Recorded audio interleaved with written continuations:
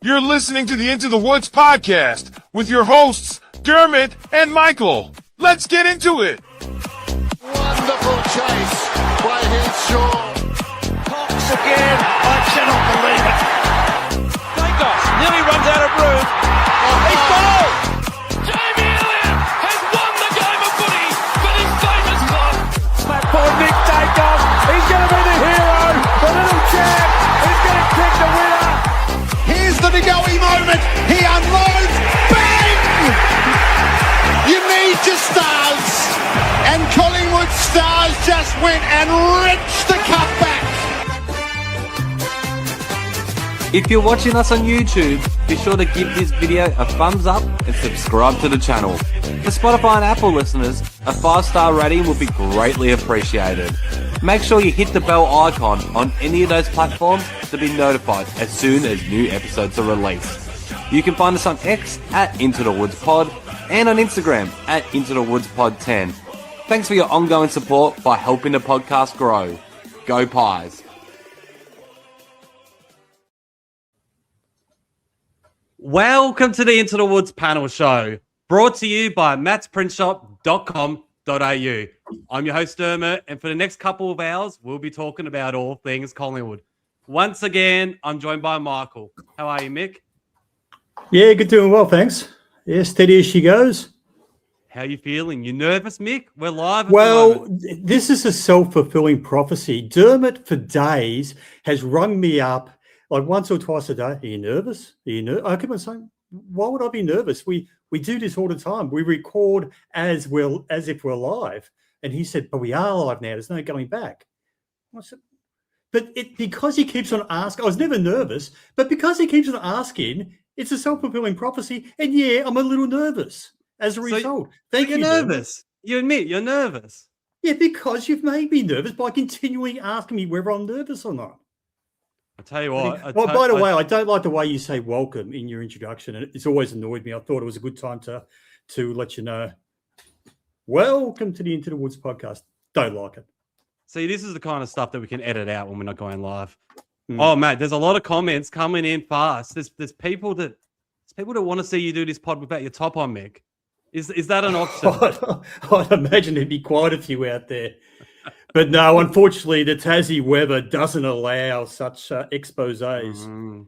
Yeah, right. Yeah, here we go. Let's say I'm going to try the comment section and just to test this out. Luke Turner, one of our regular listeners. There we go. Show. Look at that. Michael sounds more up and about. Well, I'm making a bit of an effort today, Luke. Yeah, making a little bit of an effort. All right. Anyway, we should have about, I think, 8 to 10 of our panel members dropping in and out throughout the night. And we've got a couple backstage at the moment. So we'll start with Serge. Let's add him. Have you got it? This is the power of live a live show. Serge, you're the wrong way around, mate. But have you got us? You can stay the wrong way around. Who cares? That's fine. No, I'm going to stay like this. Yeah, stay like that, Serge. Yeah. All right. How are you? Are you nervous? Have you been live before, Serge? Stop asking people if they're nervous or not. For crying out loud. No, I'm not nervous. No. He's a pro. You want me to flip it around?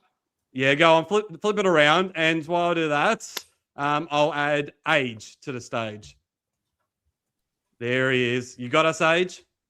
G'day, lads. Sorry, Dermott. When I was bloody backstage before, mate, as always, I got it all working and this and that. Go to put the webcam on and it's crapped itself, mate. So you're going to have to deal with this bloody emoji thingy I've got here now. So hope you're happy with that. Who's that on the Magpie? Is that one of the Rockers? It's Sav Rocker, isn't it? It's Sav Rocker superimposed onto our old logo, mate. It's my moniker. I love it. But Age, you're the pro at this. Give your channels a bit of a plug. Because you do this almost on a nightly basis. So you should have your cam all ready to go. I'm a bit disappointed. Oh, sorry, mate. Technology is not my strong suit. I'm on par with Michael, probably. Yeah, well, as always, you can find me on the Warble, which is a channel run by Matt. Loose Collingwood chat here and there. And the other one I'm involved with is the Magpie Army Chronicles, which is a pre-game post game, any other sort of stuff that pops up during the week.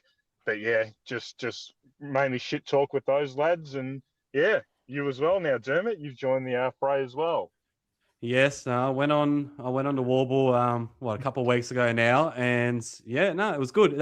Basically that inspired me to give this a go, and yeah, no, I really enjoyed it that night.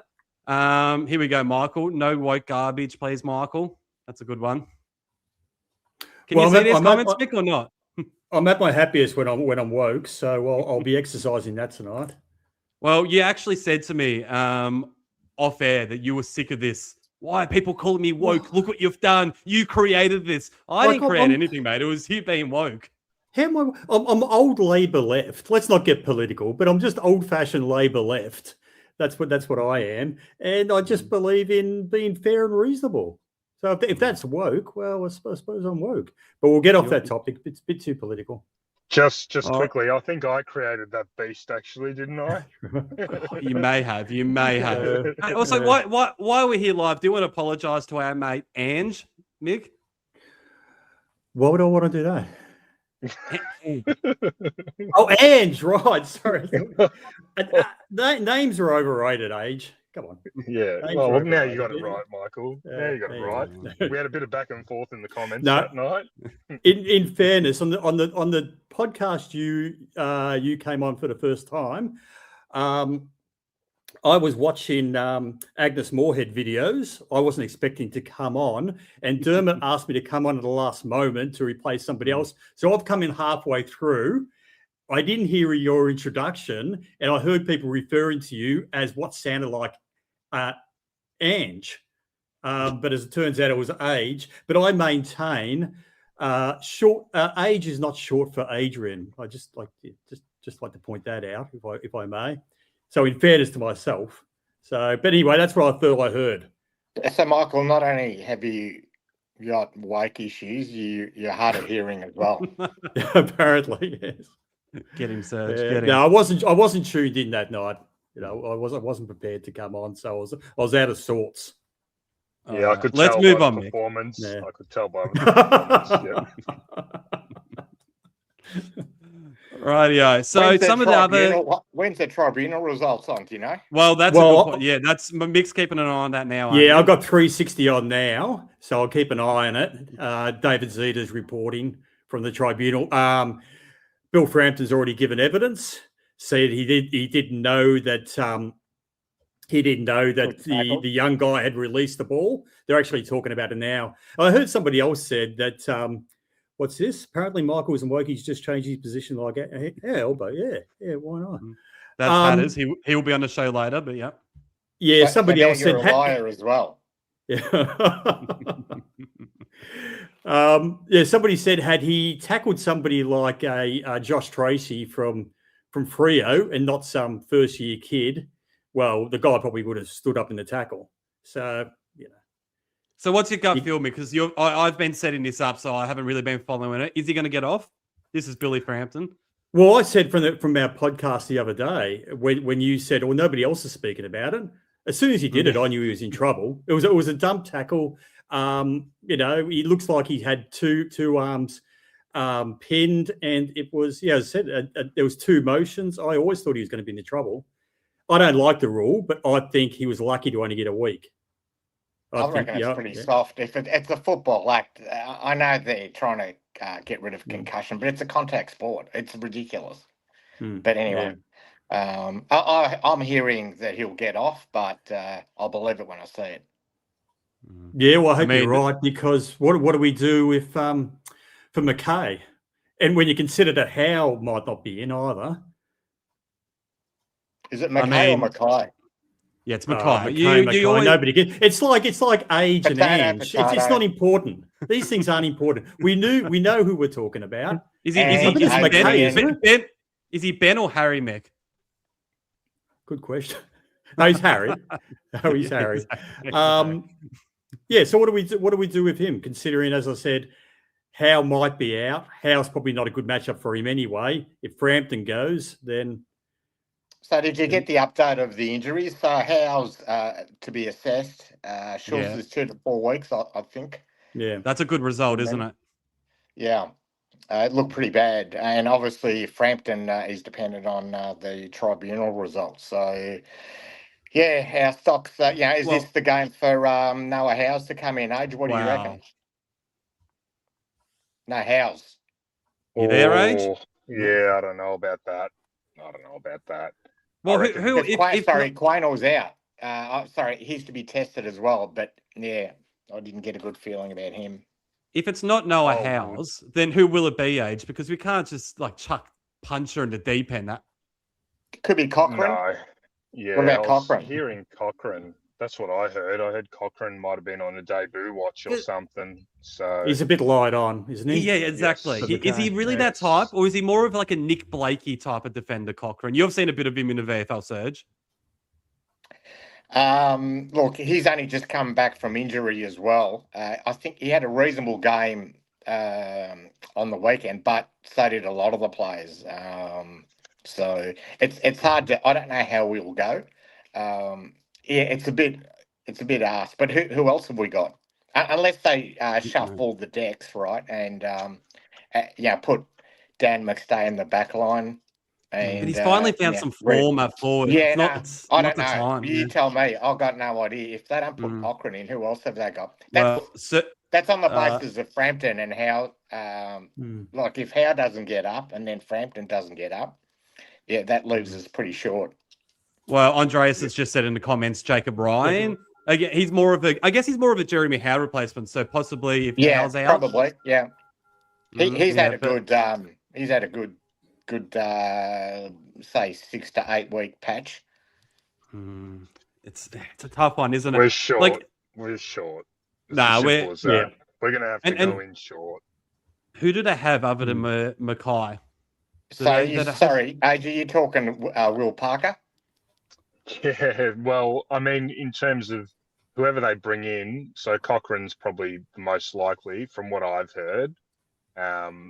Look, you're going in short, you're probably going in undersized, and you're hoping Magpie, if Frampton can get off or Jeremy Howe gets up, they're really the only two options there. Yeah. And then you got to hope that you can stop McGovern some way or another. Other than that, they don't have much height unless they drop the ruckman back, but he's just a first gamer or second gamer now. So, if Carlton are beating us, we're screwed anyway. Let's be honest. How about one out of left field, Ilaru Schmidt? As a defender, he's just coming back as a defender. Yeah. Has he ever played he's missed his week for the concussion, hasn't he? Yeah, no, he'll be back. He's missed that week. He'll be back. But I did say it was left field because, as you guys are pointing out, you're right. He's left the field. Yes, but who else have we got? He has played as a centre half. I think last year in the twos, Serge, you can tell me. I think he was spending time at centre half back in the twos last year. Yeah. He's played a bit in the back line, and and he's improving every week. Yeah. But and he's got the height. We're not flush with height back there, so I can see that it's out of left field, but maybe it's a drastic one if Howes isn't ready. So you'd think Ryan maybe, or Cochrane, or both, because if Howes doesn't pull up, neither does Quaynell, and Frampton is out. That's a couple of changes, right? It has to be Noah House. I know he's only been here for a couple of weeks, but his early season form in the VFL suggests that he is the man. He should have played when Darcy Moore and all that were out against Sydney. I'm absolutely convinced. So give him his chance. Yeah. Spot on, Dermott. My only complaint with Howes is he's good at the marks, but once it goes to ground level, he doesn't keep his feet as well as some of the other players. But look, it could be Howes, it could be Ryan, it could be depending on who we've got out, right? Well, hopefully the weather is on our side. Maybe it's a bit like last Saturday night. That'd be nice. Yeah. All right. So comment here. Do you want to talk about the Zach Butters trade now? Shout out to Beck. Beck's actually my manager at work, so she's tuning in. But do you want to talk about that now, or save it to later in the pod? No. Let's. It's up there. Let's talk about it. Well, we can do the other guys later on if you like, get their thoughts. But do you think that Butters is now more likely to look at Collingwood as an option now that Lachie Neale, basically the deal looks like it's going to be done. Lachie Neale to Collingwood. Yeah. That's got to entice Butters, doesn't it? He's got to look at Nick Dacos, Lachie Neale, Jordan De Goey, kids like Ed Allen and Sam Swadlin that are starting to step it up a little bit. Surely that's got to push him in the direction of Collingwood if he wasn't already looking at us. Can I ask you guys this question, right? Based on what Dermott just said and the players he just mentioned, are we then a grand final prospect? I'll let Paige go first. Grand final prospect. Look, hard to go that far. I just think it would deal with the clearance issues a little bit. You still have the issue of the ruckman, which I think is probably the biggest issue on the list right now. Grand final's probably a stretch unless we get some other pieces. But yeah, look, it certainly fixes some of our clearance issues, I'll tell you now. So would that motivate Zach Butters to come to us? Because I'm hearing from Melbourne, and even though I live in Brisbane, I've got some connections down in Victoria, that Richmond are going to give him a humongous deal in terms of money. So if he's just after money, Richmond's the team. And I don't know, how long it'll take them to get into final contention. So that's probably what you're dealing with. But I was told that Western Bulldogs is high on his list. Well, Mick, you got some strong thoughts on that, Mick. We were talking last night on the phone about the Bulldogs and Collingwood and where both teams sit. Do you want to tell the listeners what you're saying? Yeah, I just think I was trying to think neutrally about what team he would pick, and I don't see why he would go for Footscray. I know he supported them as a kid, but I think their list is grossly overrated. Their key backs are very poor. Forward line, Norton's a very good player, but he's not a champion. Sam Darcy could become anything, but who knows? He's had knee injury. He had a serious knee injury last year, and he did his ACL this year. He's got a question mark on him. They're on ballers. Yeah, they got the two elite on ballers. They got Richards and they got Bont. Is Bont going to be the Bont in 3 years' time? Is he going to be playing that level of football? Libba, I think, should retire. He's had too many head knocks. So I just look at the two lists and I think, why would he go for the Dogs over Collingwood? Playing at Marvel as well, I don't reckon the Dogs are tracking for a flag. Plus, you add in Lachie Neale, and you asked the question, Serge, whether we would be competing. I reckon we would if we got Neale and Butters. So just this year, we've lost games by 4 points, 6 points twice, 8 points, and a draw. You can't tell me if Lachie Neale's not playing in that side, we're winning the majority of those. Those 5 or 6 games, instead of losses and draws, we're getting 4 wins out of those 6 games. Suddenly, we're in the top 4. I reckon that's the difference that Lachie Neale would have made to us this year, and there's no reason to think he's going to drop off next year. I like the Warble comment. He wants to play in big games at the G. Well, exactly. Yeah. So, but why is it? Fair point. Why is it in the last? So about a month ago, when Port Adelaide were down in Melbourne to play us, Zach met with Collingwood. He met with Nick Dacos, and that was all the news at the time. And sometime between then and now, in the last month, all the talk's been it's the Bulldogs, Richmond a second favourite due to the money, and the Cats are sort of there in the wings. Why are we no longer mentioned? So I haven't even heard that we're out of the race, but yet we're not getting talked about anymore. Have you guys heard anything, Serge or Age? No, but I wouldn't be worried about that, to be honest. Like, as if the media know, it's too far out for them to it's speculation at this point. Look, the one thing I'll say about it, and we've got recent form. So with Dan Houston, even though I can't stand the bloke, we knew nothing about him coming to the Pies up until literally 3 days out from the trade period, right? Before then, all the talk was Melbourne, Carlton, whoever else, that's right? Correct. Yep. Now, you look back at the previous year, it was the same with Lachie Schultz. We heard nothing about Schultz literally up until a week before the trade period. And then all of a sudden we were up in it, absolutely. So I've got some hope that whatever the club, how they structure it, how they do their dealings, part of it is very private and a lot of this stuff doesn't seem to leak. So I'm hoping just in the background where, pulling some strings, this and that.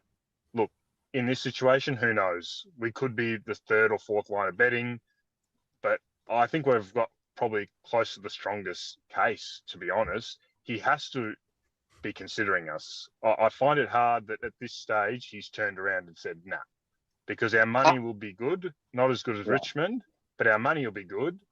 And we've got more to offer them than those two other teams, like not in terms of capital, but in terms of to the player, we've got more to offer him. Bigger games, bigger crowds, playing with the best player in the comp. I just think we've got too much of a compelling case to not be in the conversation. So I'd be really surprised if we're out of it already. I reckon we're Age, what do you... Okay, so that makes sense. But what else to satisfy Port, because they'll make a counter offer? What we've got the money, but have we got the draft picks to satisfy Port? It's one of those things, Serge. If he chooses us, you make it happen. Okay. I feel just whatever you have to do, and I reckon because I can always get Houston back, right? Yeah, that'd be lovely, mate. I'd fucking love that.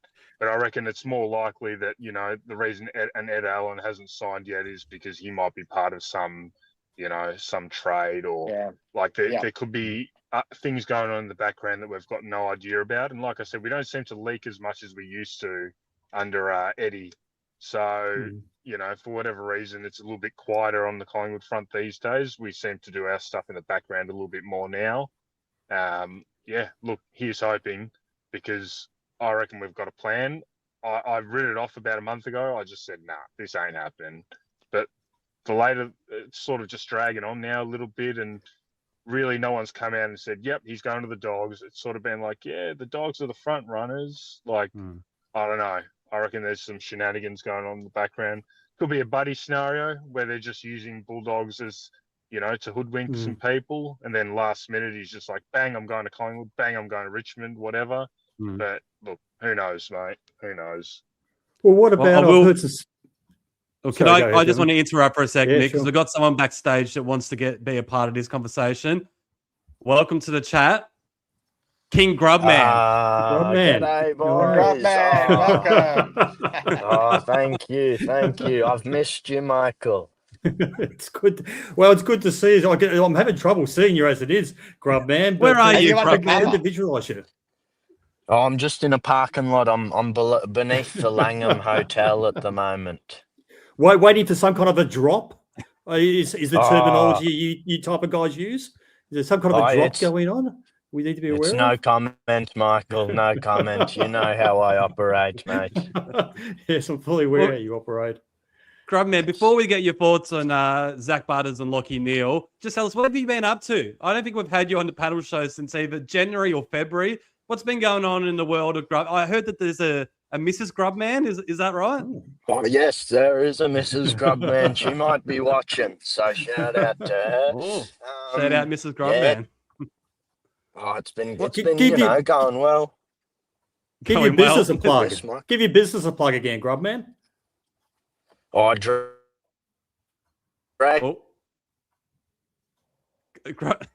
Grubman, I think you need to get out from the parking lots. Someone's got to it. No. That's all right. I've got a couple of things to say about... I was about to say, even 2 seconds of Grubman is better than none. That's what I always say. Yeah. He's gone. He's dropped off. Names that have been mentioned in the last week in regards to Butters is obviously we've got this year's draft pick, next year's draft pick, but names like West, Bobby, and McCreary as to bulk those picks up. Not sure. What do you think? What do you think about the prospect of using a West? West, Bobby, and McCreary on top of the draft picks, a combination of that. West, McCreary, and West. Look. I would do anything to get Zach Butters, 100%. So like, if it takes Charlie West, I won't be happy about it because I love the guy, but I would do it. I would be He's a sending South Bo Australian, there. isn't he? He is. I would be sending Bo there in a heartbeat. And who was the other one? Bobby, of course. I don't know who that is. Do we have anyone? I can't comment on it. I have no idea who you're talking about. Bloody Grubman jumping in and out. Is Grubman back? No. No, he was. He's gone again. The only other thing I want to say about Butters is I reckon the deal has been done for a couple of reasons. Is he must have been planning this for a couple of years. You can't tell me that a couple of months out from pulling the trigger, he hasn't got a really good idea of where he's going. And also, this wasn't reported much of the time, but I saw an interview with Stephen King from Melbourne about best part of 2 months ago. They interviewed him at training, and I asked him about Butters, and he said we're out of the race for Butters because he believes the deal has been done already. Now, I was surprised that wasn't picked up more from the media, but that's what he said, that he believed the deal was done. So there's been a couple of journalists that have been running with that, but they've denied it. But but for a senior coach to say that, not a journo, but an actual senior AFL coach to say he believes the deal, that adds credence to it. I would have thought, but yeah. Rightio. Here's a comment from our boy Mark. Just going through his comments. Appreciate everybody getting around us. All the regulars from our walk and talk are in here. No, it's good. But what are your thoughts on actual, like, just Lachie Neale? Forget about Zach Butters. So if we get Zach Butters alongside Lachie Neale and Nick Daicos, we're a premiership contender again, no doubt. But are you guys, let's just say we don't get Butters, are you guys happy that we're going for Lachie Neale for 3 years on roughly $1 million a year? How old is he? 33, going to be 34 next year. Is that the kind of move you'll want? Obviously, we don't have to give up anything for him. Unrestricted free agent. But look, I think I've heard the boys on the rant talk about him the last couple of weeks, and they've been saying it could go wrong very quickly for a 34-year-old. Like, he's a gun at the moment. But, when the cliff comes, it comes fast. Look at Sidebottom this year, for example, or just the injury side of things. So is that a risk getting someone like that to the club on that amount of money over 3 years? Serge, age? 100%. He already started. Well, look, he's pretty durable. But how many games are you going to get out of him? Didn't he do his calf last year? But he came back and played in the second part of the grand final. But I think the boys from the rant are pretty much spot on. That is the risk you take. Now, it could pay off. But obviously, if you got through the first year and a bit with injury free, then it's a good deal. If he injures himself in the first year, that's not great. No. Well, the comment here from Rick, don't worry about his birth certificate. He's still killing it in the best form of his career. I tend to agree. The Warble basically saying the same thing. Risk reward with Neale. Yep. So the risk is worth it. Yep. So I'm with that. What do you reckon, Age? Yeah, I'm for it. My only concern is this a motivation through like money, or is this motivation to succeed? He's already got the 2 premierships and stuff like that. Is this just his retirement plan? Come down to Collingwood, play for 3 years in front of big crowds, and who cares? I've got my success, Brownlow's premierships. That's my only concern, because I compare it to a guy like Luke Ball, who came. He had motivation to win a flag, and he was a missing piece, right? Hadn't won a flag at St Kilda, desperate to get out of there, come to the Pies. I look at Tom Mitchell, had never won a flag. He had individual success, had never won a flag. He was already on the outer at Hawthorn a little bit.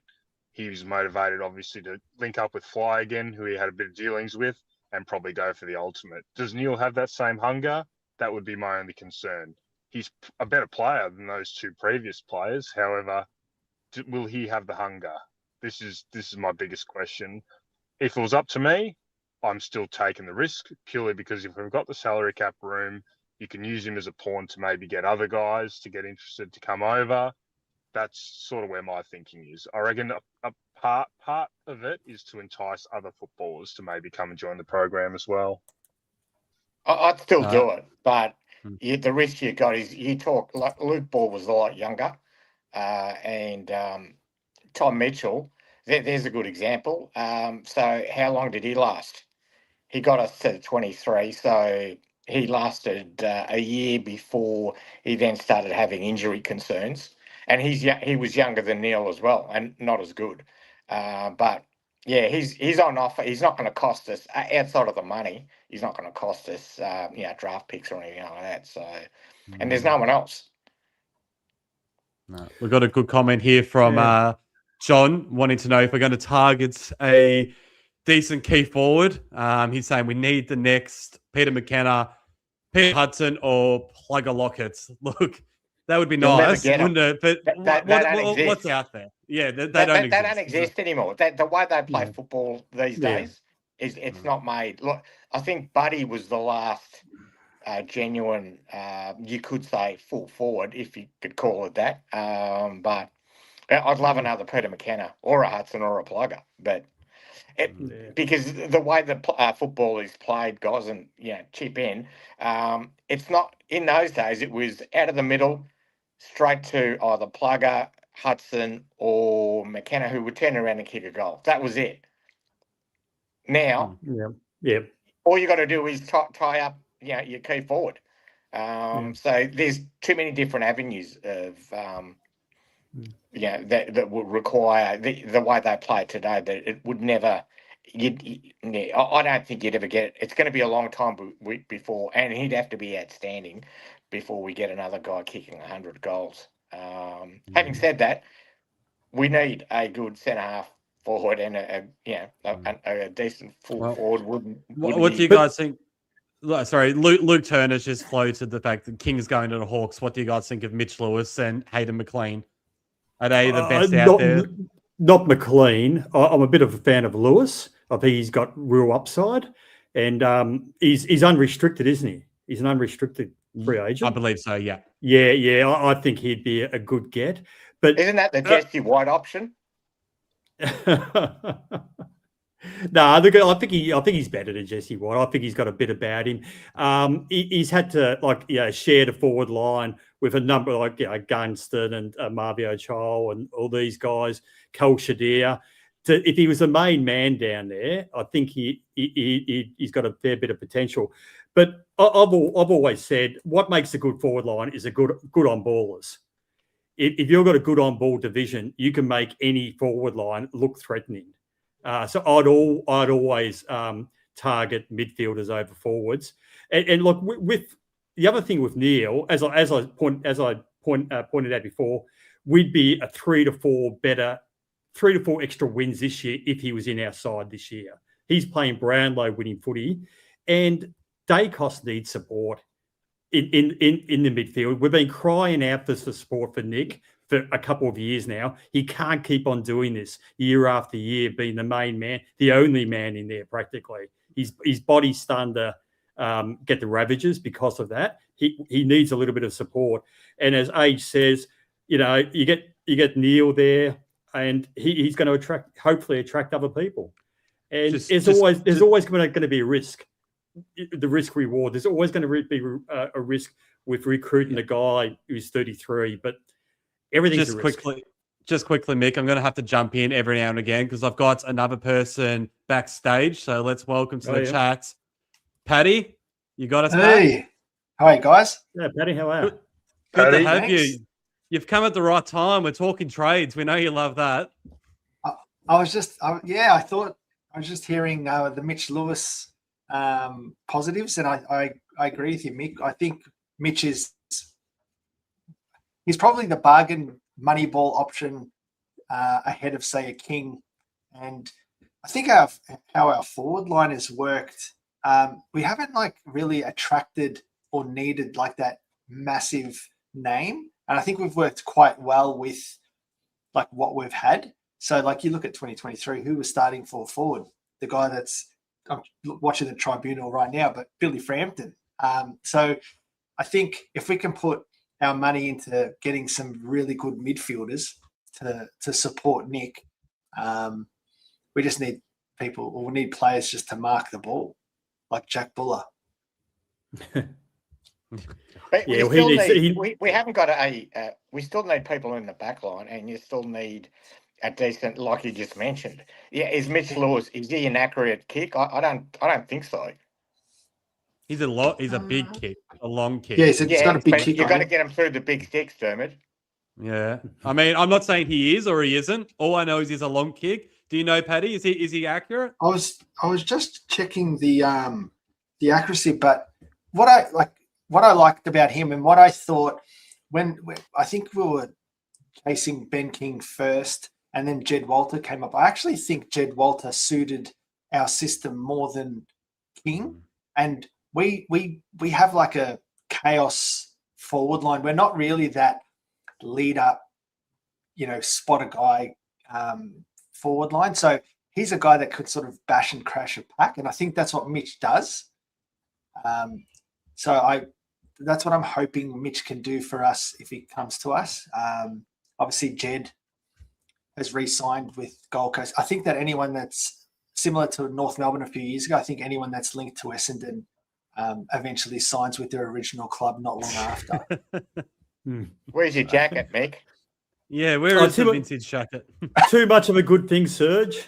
Yeah, just too much of a good thing. We are. Well, there were the calls earlier on that I go topless altogether. So that was a very strong call. I did. I will admit, Mick, I did make that up. Nobody wants to see that. Although, if we get, there's a great comment there. We've already got a key forward. Ned Long. Ned Long. Well, just quickly, we've already spoken about Butters and Lockie Neal, Pat. But I've seen you on Instagram lurking in the comments, stirring up all the supporters out there that think they're going to get Zach Butters to their club. The Doggies fans, the Cat fans, the Tigers fans. What's your opinion? Why? I know you are very confident that he's going to join the Pies. I'm getting hammered in the comments too. So I've noticed. Yeah. Tell us why? Because I know Mick's on your side. He's pretty confident that Butters is going to come to the Pies. What's your reasoning? I think, you go back yesterday, you see Fly's interview on 360 where he said it's the very first time in his tenure that the salary cap's in a good spot. We're not paying other players to play for other teams, and we've got our picks. So from a negotiation perspective, all the boxes are ticked there. From Zach's perspective, I think it really all kicked off during State of Origin and that synergy between Nick and Zach over at Optus Stadium, and obviously Bont play there, but there was so much around Nick and how Nick and Zach worked. I don't know if you can believe the rumors around Nick having a meeting with Zach to try and get him over. Most gun players from other teams will try and do that as well. But if you actually look at it from when I'm sort of in those comments in the forums, I'm sort of coming from a place of, if the Dogs think they have him, what do they have that we don't? And all I seem to get is that he used to go for the Dogs. And that's obviously, I actually use the same thing. I copy paste all the comments, but I say, when we were screaming for a forward, Tom Lynch, John O'Brien back in the day, Jeremy Cameron, all Collingwood supporters, when we we had money and needed a forward, they didn't care about coming to us. So, I don't know. I just think that he's a big game player, wants to play in front of big crowds, marquee games, playing at the G. I don't think that looks at like a Marvel tenant. Or someone that plays in Ballarat. I just think that based on that, we've got the money to obviously appease him. That's why we're going after, the unrestricted free agents, and we're not going to spend too much money on them. And we need support. We need A-grade support for Nick.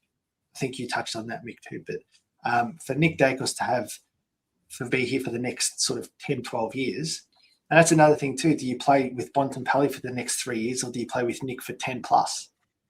Yeah. You'll never be tagged again if you play with Nick.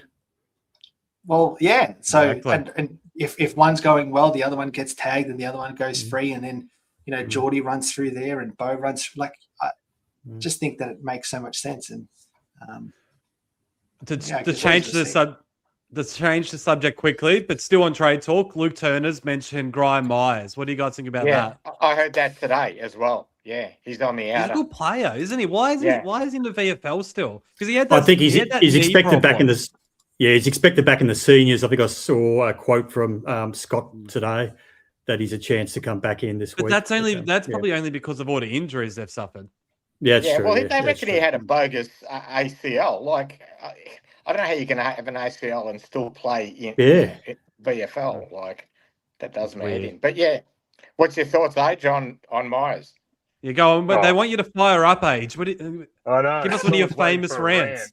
Mick's trying to bait me. I can see him in the comments there.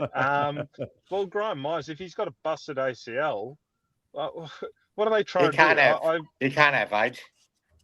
Then why is this a storyline? I don't understand. I know Geelong are traditionally shady about these things and whatnot. Are they trying to keep his value high by keeping this ACL thing a bloody secret? I don't know. I don't understand what's happening with him.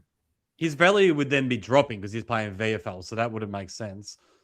Exactly. And none of this makes sense to me. Although Geelong are, like I said, they're traditionally always done these funny buggers like we have when it comes to selection and stuff like that. So, look, I don't know. Do I want him? If you're getting him for nothing, I reckon you could, a third, fourth rounder or something. But I reckon they'd want more than that. There was a period of time there where he was the assist king, kicking inside 50. But apparently we already have one of them.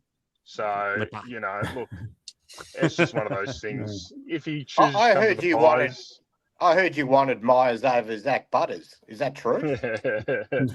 I don't think so, mate. I don't know where you would have heard that. From the Warble. Do you know anyone from? I do know lots of people there, but no. I think, look, if Graham Myers is, if he's gettable and he's cheap, maybe. But I think that, that's a good point. It basically comes down to the deal. Because he's a very smart footballer, and if he's gettable and the deal's good, well, we've lost Bobby Hill. McCreary can't get more than 8 possessions a game. He'd fit right in. That style of play would fit right in. Now, there is the risk with his knee. It reminds me a little bit of Eric Hipwood with his knee. He played for quite a while with an ACL, didn't he? The last year or the year before. I think he before did, it ended up going. Yeah.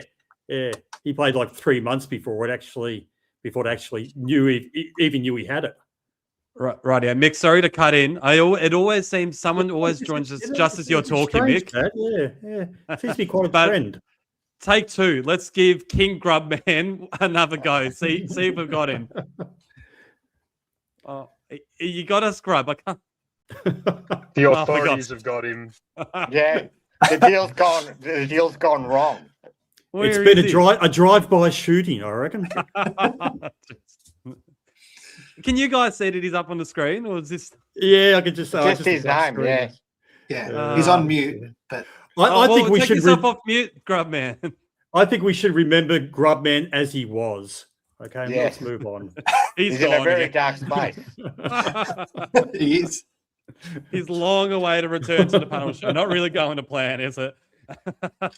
He did message me before. Hold on, what did he say? There we go. Grubman, I'm sorry, mate. My connection's really unstable. I don't think we're going to hear from him this month. Hopefully next month. But thanks for your time, Grubman. Appreciate it. His first mistake was being in a car park, I think. The notorious worst place for phone reception. What could go wrong? Yeah, man. Do you want to give him a call just to make sure it is the Grubman that sent you that text? Yeah, true, actually. Rightio. So we've talked a lot about trades. Let's move on. There's actually something I wanted to bring up when there was quite a few people on, and I think, what have we got? Yeah, we've got enough people on for this. So I was watching a Sunday footy show on Sunday, funnily enough, and they were discussing Nick Dacos and whether he can be in the conversation to be our greatest ever player already. Now, I know it's early in his career. But when you take into account these 4 years that Nick Dacos has played, has anyone played a better 4 years as a Collingwood player ever. Let's just say if Nick Dacos was to retire today, where would he sit in the greatest Collingwood players ever? It's a great discussion because I think those 4 years he's played have to be up there, don't they? They have to be up there. But what do you reckon? The longevity, if he wins the Brownlow this year, right? That's what I think. And then he retired, yes. Matthews never won a Brownlow. Carey never won a Brownlow. Matthews and Carey never won Brownlows. They're not Collingwood players. James Bond did. Pendles hasn't. Len Thompson. Yeah. Yeah, no, I think so. He's pretty good. So we'll list off. There's a few. So you got Bucks, you got Pendles. These are modern days. You got his dad, Peter. If you want to go old school, you got Bobby Rose, Gordon Coventry. For some reason, is always forgotten in these discussions. Peter McKenna. Probably because he's been dead for 60 years. But anyway. Yeah, but I think his record just what. Oh yeah, I know that. But you left out Sid. That's why he's probably been forgotten. The record hasn't been, but he has. Well, he shouldn't be. Yeah. He shouldn't be. But there's a long list. Like, is Nick ahead of these guys? Oh no, what do you reckon? Compare. Not yet. Yeah. Give him another couple of years, and he could be very close to passing it. But you just need to have longevity as well. People underestimate longevity. Like a guy who puts in a decade. It's a different style of football than it was back in Gordon's day, or even Peter McKenna's, and even Lee Matthews, but he's certainly one of the better players, for sure. I just look at he won the Rising Star in his first year. His second year, I think he missed the last 3 or 4 home and away games of 2023. Still led the Brownlow going into the last round. So if he didn't get injured, he would have definitely won the Brownlow in 23. He was robbed in 24. He was robbed in 25. He should be coming in for his 4th Brownlow in 5 years of his career. Let's be honest. I know I might sound biased right now, but he should be, at the end of this year, a 4-time Brownlow medalist. No one's ever done that. And should have. But you know what I mean? He's been unreal. Is he better than the guy behind me? Oh, I can't say. Who's that? Bucks. Yeah. Why have you got a Bucks poster up, Serge? I thought you said you weren't a fan of Bucks. It's a memorabilia, mate. I'll sell it to anyone that loves Bucks. I think Bucks is still a little bit ahead of him because of the longevity. But I think Peter is I've been watching for about 50 years, late 70s. He's the best I've seen because I like the guys who have got 2 strings to their bow. Like he had a huge sample size of being a champion on baller and a huge sample size of being a champion forward. And there's only guys like Matthews and Blight and Jezelenko and Bartlett who have done that. Nobody else has demonstrated over huge sample sizes that they've been great forwards and great on ballers. And he also changed the way the game's played. You can't underestimate that. 30 years ago, people weren't kicking these goals. Yeah. Plus, all those guys ended up finishing their careers at Collingwood. The rumour has it is that Nick's going to go to end up at the Gold Coast. He's not going to go up there.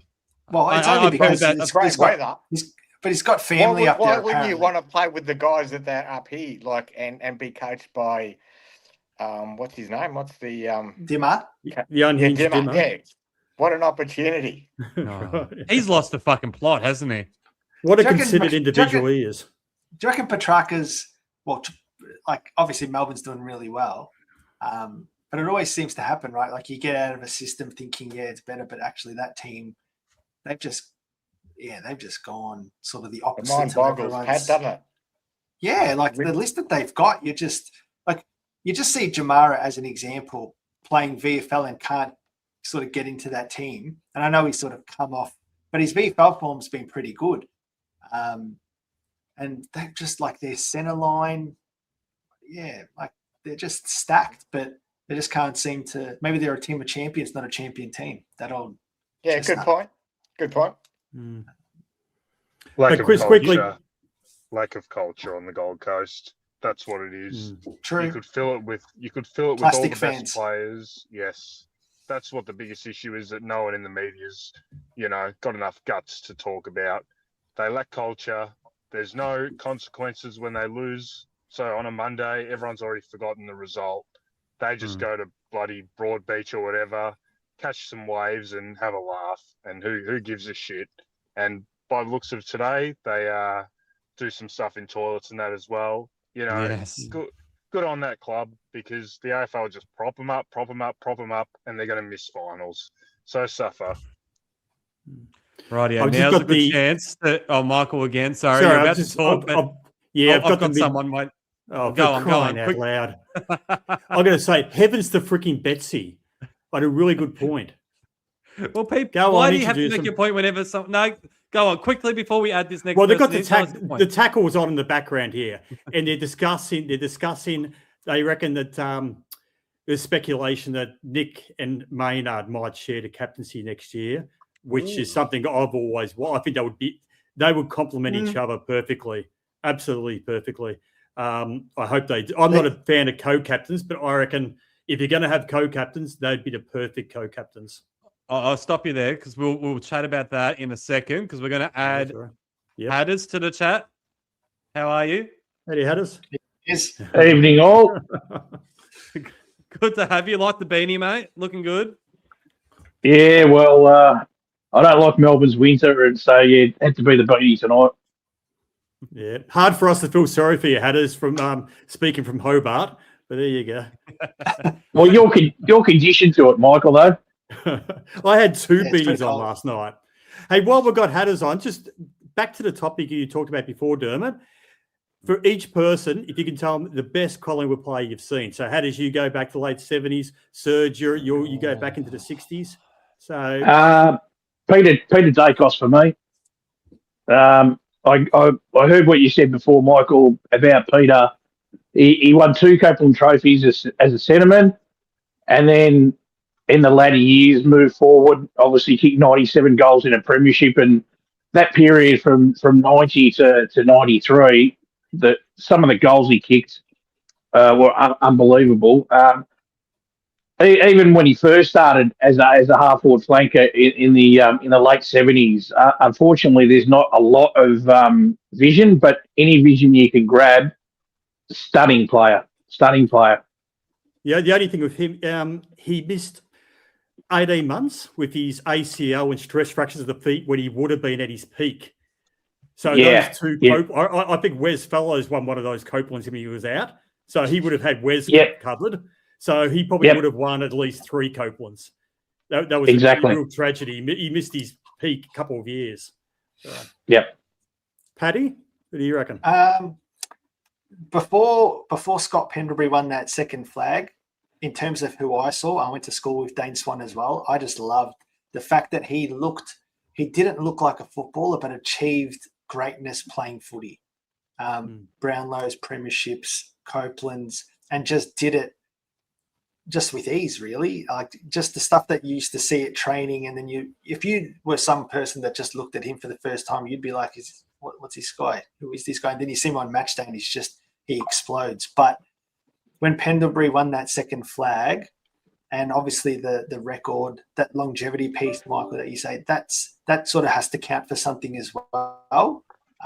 So I reckon, geez, probably so far Pendles, but we're probably all lucky we're going to see Swanee, Pendles, Nick. We're going to see a lot of superstars playing for Collingwood. So, it's just there's a few good players, but Pendles. Yeah. Age? Yeah, no secret for me. I was only very small when I saw Peter Dacos, so obviously I can't contribute on that discussion. But in terms of the ones I've seen, it's Dane Swan for me. But he's my favourite player, so I might be biased there. I just think he's very best, is better than probably most that I've seen. The only guy that I think's close to him in terms of just absolute best is Bucks, but I'm going to tip Swan for those 2 or 3 years there. He was just unbelievable and severely underrated even for that period of time. I still think he was underrated, given no respect by opposition supporters. And Serge, I see there's a comment in the section about John Greening. So you would have seen Greeny play, but McKenna, your favourite, I think. Yeah, he was. I think I mentioned this previously when I didn't have Bucks in my top 10, but I think I landed with Scott Pendlebury. Okay, right. Yeah, followed by Peter Dacos and Swanee. They've given me the most enjoyment. But like that, I would have loved to have seen more of John Greening. He was just cut in his prime. It was so disappointing. Yeah. And Dermott? Then I'm going to head off. I just want to say, Mick, that's the best hosting I've ever seen by you. That was really impressive.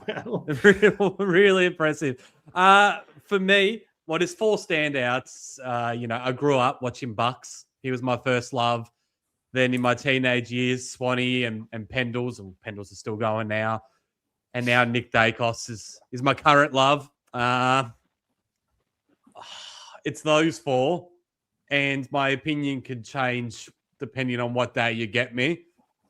I'm going to just stick with my first love for now in Bucks. But Jesus, Pendle's longevity, though, it's hard to go past him. And like I was kind of convincing myself when I was talking about Nick Dacos a second ago as well. The fact that these 4 seasons from Nick, have any of those players played 4 seasons back to back to back to back like that?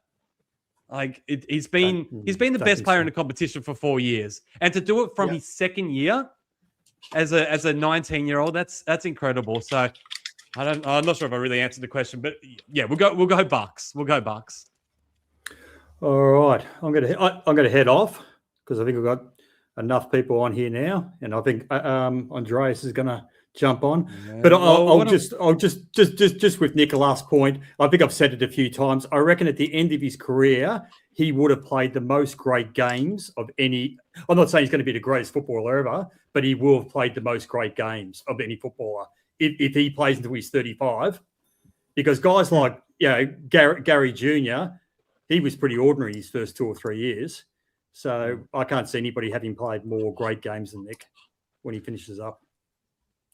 I'll stop you there, Mick. You're not going just yet because I got one question to ask you. Oh, okay. All right. Last night on the phone, you said, for this panel show, I'm coming in all guns blazing. I have a huge positional move that I want to bring up. I say a lot of things, Dermott. They're mostly lies. You said the vast majority are lies. Okay, you said you're going to lead the show with it. Okay, I got to lead the show. All right. We've got 2 problems at the moment. One move could fix both. So we've got Elliott out and we've got Schultz out. McCreary is giving us nothing. Assuming, I reckon he might have been saved from the axe because of Schultz going down. Because I think McRae's starting to lose a little bit of patience with him from what you gather from press conferences. Why not McCreary playing the Schultz and Elliott role coming out of the square? I don't know. I don't know if he's smart enough to play that role. I don't think he's smart enough to play.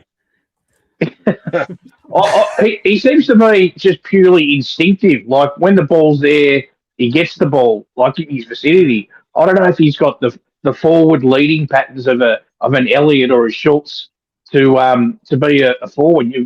You got to have that forward craft knowledge, and it seems to me that he's good around the midfield. And when the ball gets in his vicinity, he just goes bang, and he uses his pace or his strength, but. Yeah, I'm not sure about him like leading out of a square and relying upon him to work with the other forwards, especially while McStay's in good form there.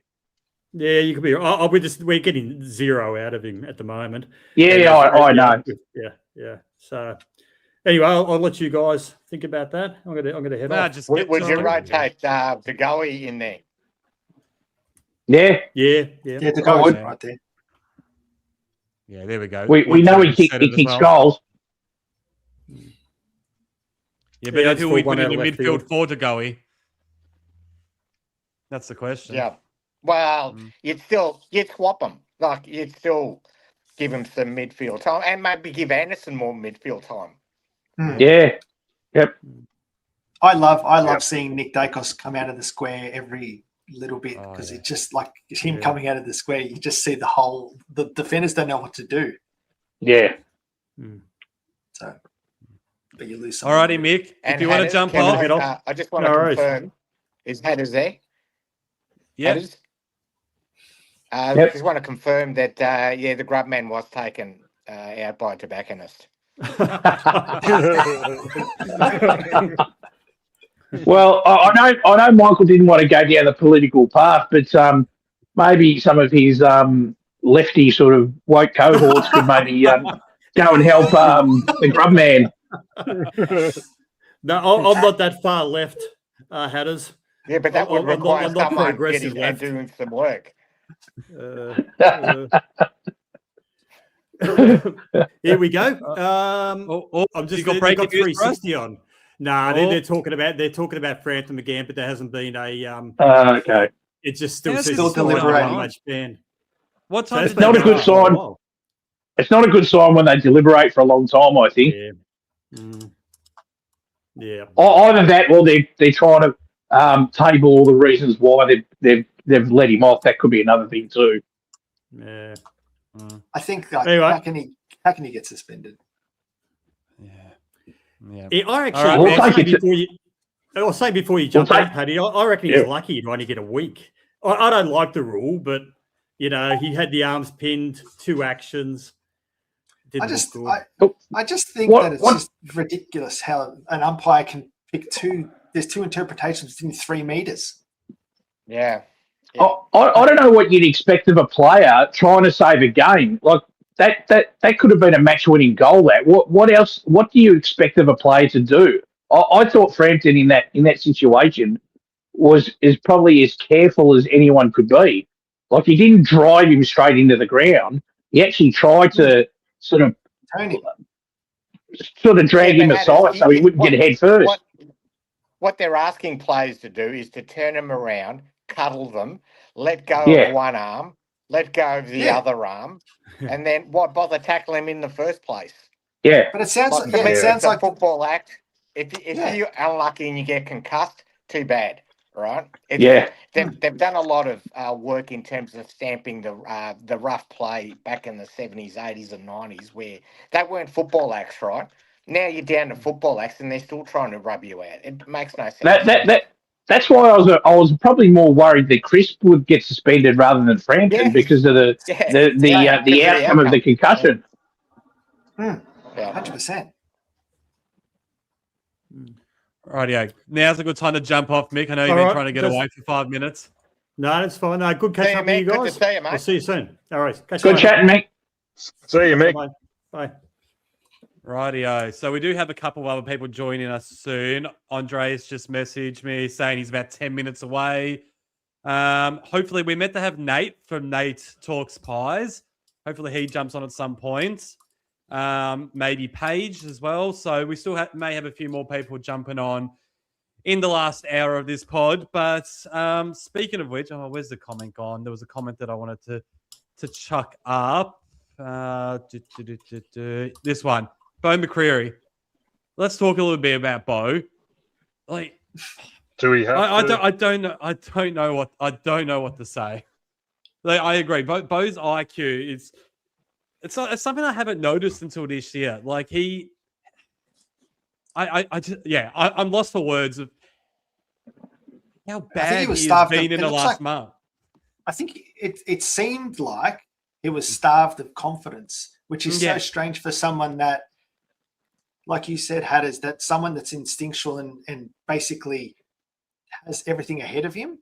And I think when we asked maybe a bit more defensive work from him, like that second half against North, I think he really was better than his first half. And I think that's because the game was in front of him, not behind him.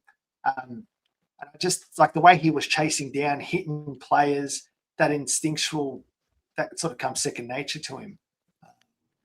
I almost just think that Bo can't go further than sort of the center square because sort of like that's his territory because, he's not good on the defensive side, but he's good as the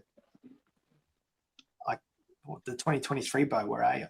And he has actually cut his hair, so I actually think that that's when his form started dropping. Yeah. Oh, we've just lost. Yeah, I think you got to remember he had a severely impacted pre-season, and you have a look at on the flip side to Goey, who had a great pre-season. His form has been very, very good for most of the season. And, a guy like McCreary who relies upon his running ability, like he really was really impacted at various stages in the pre-season, and maybe he's just got no confidence in his body at the moment, and hence why his form's dropped. Yeah, that's a great point, and that has been forgotten. No preseason. That does make a big impact. But yeah, sorry, what were you saying? Was that you, Age? Yeah, I was just going to say that's a great point, and we do forget that. And I remember thinking that at the start of the year. I remember thinking, oh, geez, for the way he plays, that might impact him. But if we've got enough of a sample size now of how poor he's been, and I know there's been isolated things that he still does, and you're like, okay, it's still great. I'm not saying he's not part of the best 23. He probably still is on the fringes even right now, even though he deserves a spell. Why not, at some point, just, all right, Bo, you're out for 2 weeks, and we're going to give you a heavy training block, little pre-season training block to get you up to speed, if that was the case. Yeah. Instead, we're just playing him, and he's giving little to virtual no impact. On the weekend, 9 touches, 6 turnovers. Yes, that one awesome bump that was awesome. I was there live, and I saw what he did. That was actually high IQ for a guy that doesn't have much of it. That was a great play. He knew his player was there. He instinctively, said, okay, I've got to go to the man here. I've got a bit of momentum. Bang, perfect bump, and off we went. That's the first thing good he's done in about 6 weeks. If he's that unfit, why didn't they just pull him out for 2 weeks over the bye? You're going to have a proper training block here, mate. Forget about your Bali trip. You're going to stay here in a bit of cold and get fit. I just, certain things are just unacceptable. And his last 2 months have been putrid. Yeah, well said.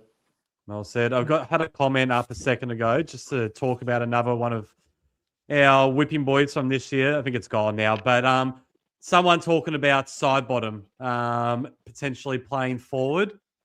That deep forward role. That would be great because I feel like you talk to most Collingwood supporters, Paddy, and I feel like we're all on the same page. I think it's sort of like, okay, he's probably not quite good enough to play wing or midfield anymore. We're not quite understanding him in our back six, why that's happening. Probably the position that he would still be best at is forward. And I think everyone I talk to is saying, well, we either want him out of the team or forward. In saying that, I think he actually played his best game for the year on the weekend. And he was playing for defense for a lot of that. But, yeah, I would love to see us playing deep forward, especially with Shooter now out. I know, obviously, very different types, but there is a spot there available. What do you reckon, Paddy? I just think that he's just so smart. Like, around the goals, he's a clever guy. He obviously came to us after kicking 10 goals in that TAC Cup Grand Final. The year after, he's sort of in a flag or – he's just been always around the goals and he just knows where they are. So he's sort of that player that you could put, inside 30. He's got a good, like the tackles that he was doing in that last quarter, that pressure that he brought. He could be that stopgap for while Shooter's out. I don't know. I think we do have some options. I don't think originally I thought, maybe we could bring in Hayes or Harvey Harrison. I just don't think that they would provide the same level of pressure that we would need to cover Shooter. Whereas I think Sidey could maybe not cover the total pressure, but he could make that up with the footy smarts in the forward line. See, I don't mind it. I'm big on Will Hayes. I'm huge on Will Hayes. I want him in the team. I would pick him ahead of Bo, if I'm being completely honest. And obviously, I think there were good signs from Harvey in that Gold Coast game before he got rested. Because, how he'd been around, 5-6 weeks without doing anything coming off that ACL. I think we finally started to see what he can be in that game. So I wouldn't mind seeing him come back. But, I would really like to trial Sidebottom in that forward line before finals, if we make finals. I see backstage we have Andreas, and I'll welcome him in because I feel like this is a good time for him to join the chat. That's one of the things that Andreas and I don't think we agree on Sidebottom in the season he's having. Andreas, we're talking about the potential of Sidebottom moving forward to replace Lockie Schultz. First, how are you? And secondly, what do you think about that? I'm good, mate. How are we, boys? Having a good night? Yeah, good. Very well. Mate. Very good. Look, to be honest with you, I'm a little bit lost with the Sidebottom debate. The more I try and defend players, the more they let me down, which is really starting to piss me off. I'm not going to lie.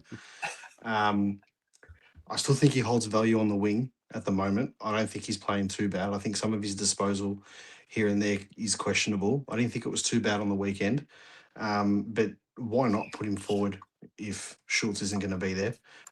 He can be a little bit of a goal sneak. And to be honest with you, it probably means someone like a Bo McCrory can probably play a bit more higher up the ground, get involved more, get his hands on the ball a bit more. But at the same time too, sometimes you need that experience, and he just might have these moments here and there, which just prove to be, the part of the match winning play or something like that. So I wouldn't write him off just yet, but I wouldn't mind seeing him forward, especially against with games like against West Coast. I think that'll be like you definitely put him up there, because I think West Coast's pace with the young players might be a bit too much for him.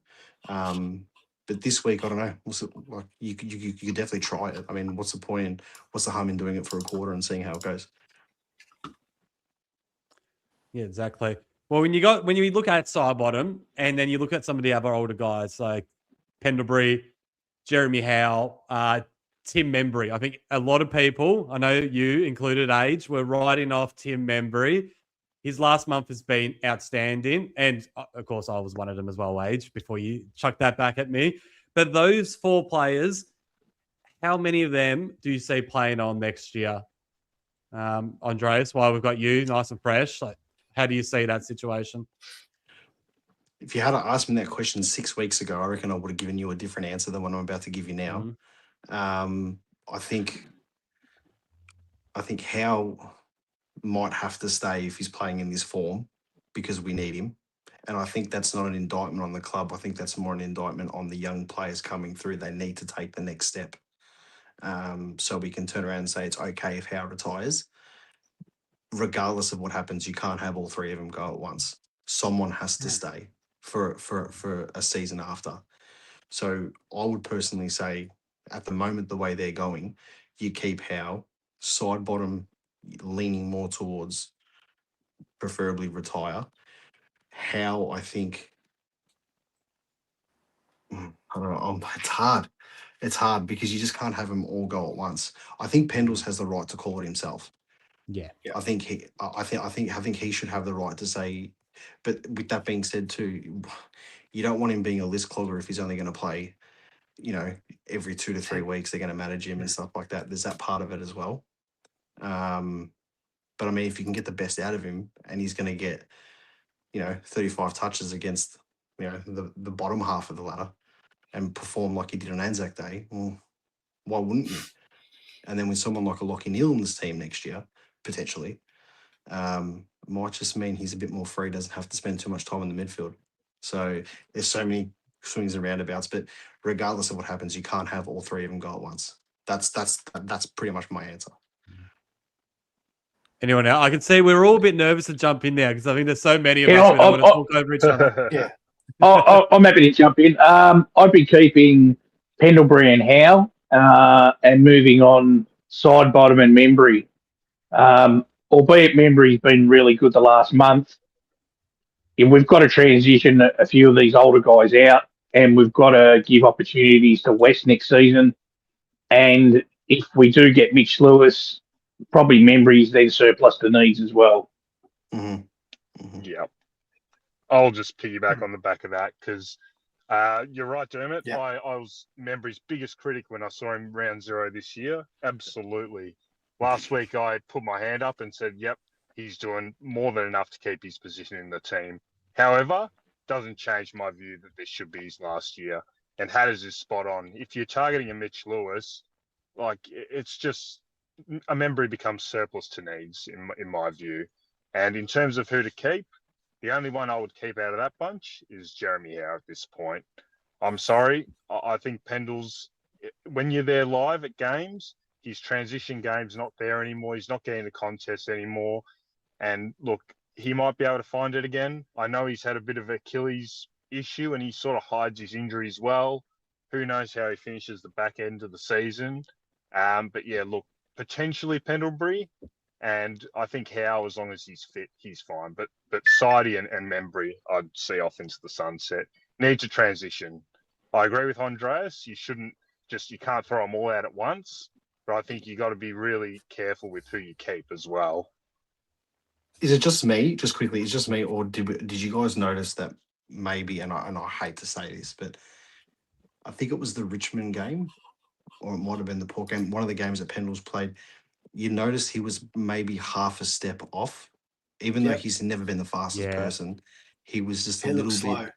It was a little bit too slow. But then, like against North Melbourne, when he had the ball, he made everybody else look slow, and it's like, you catch 22 again. Like, what's going on here? But I think it's just against these lower sides, they're a lot quicker than the sides that are actually going for it because they've got more youth.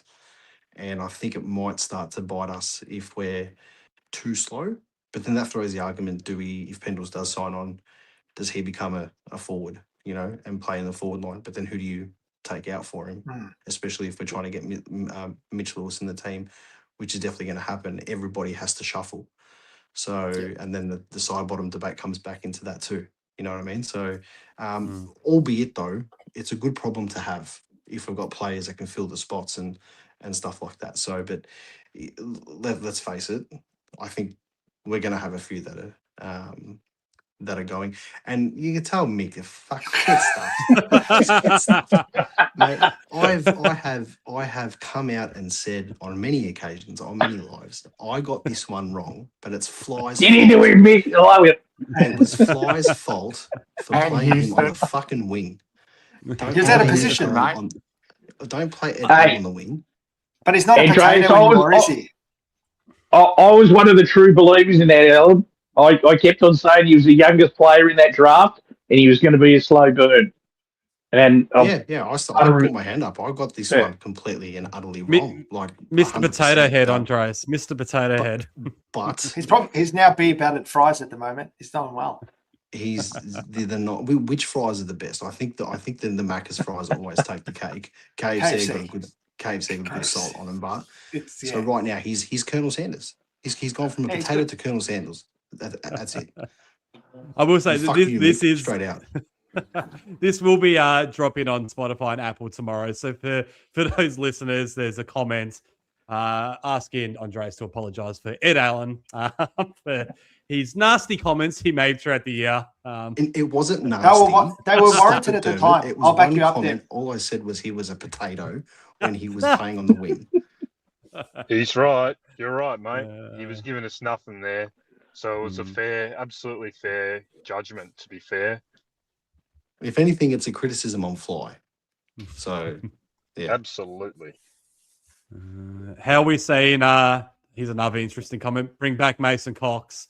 How are we seeing his form of Freo? Are you guys watching him at the moment? He's just exactly what we need. Like, it's just so sad. It's only because of what we need because Steen went down and you can't.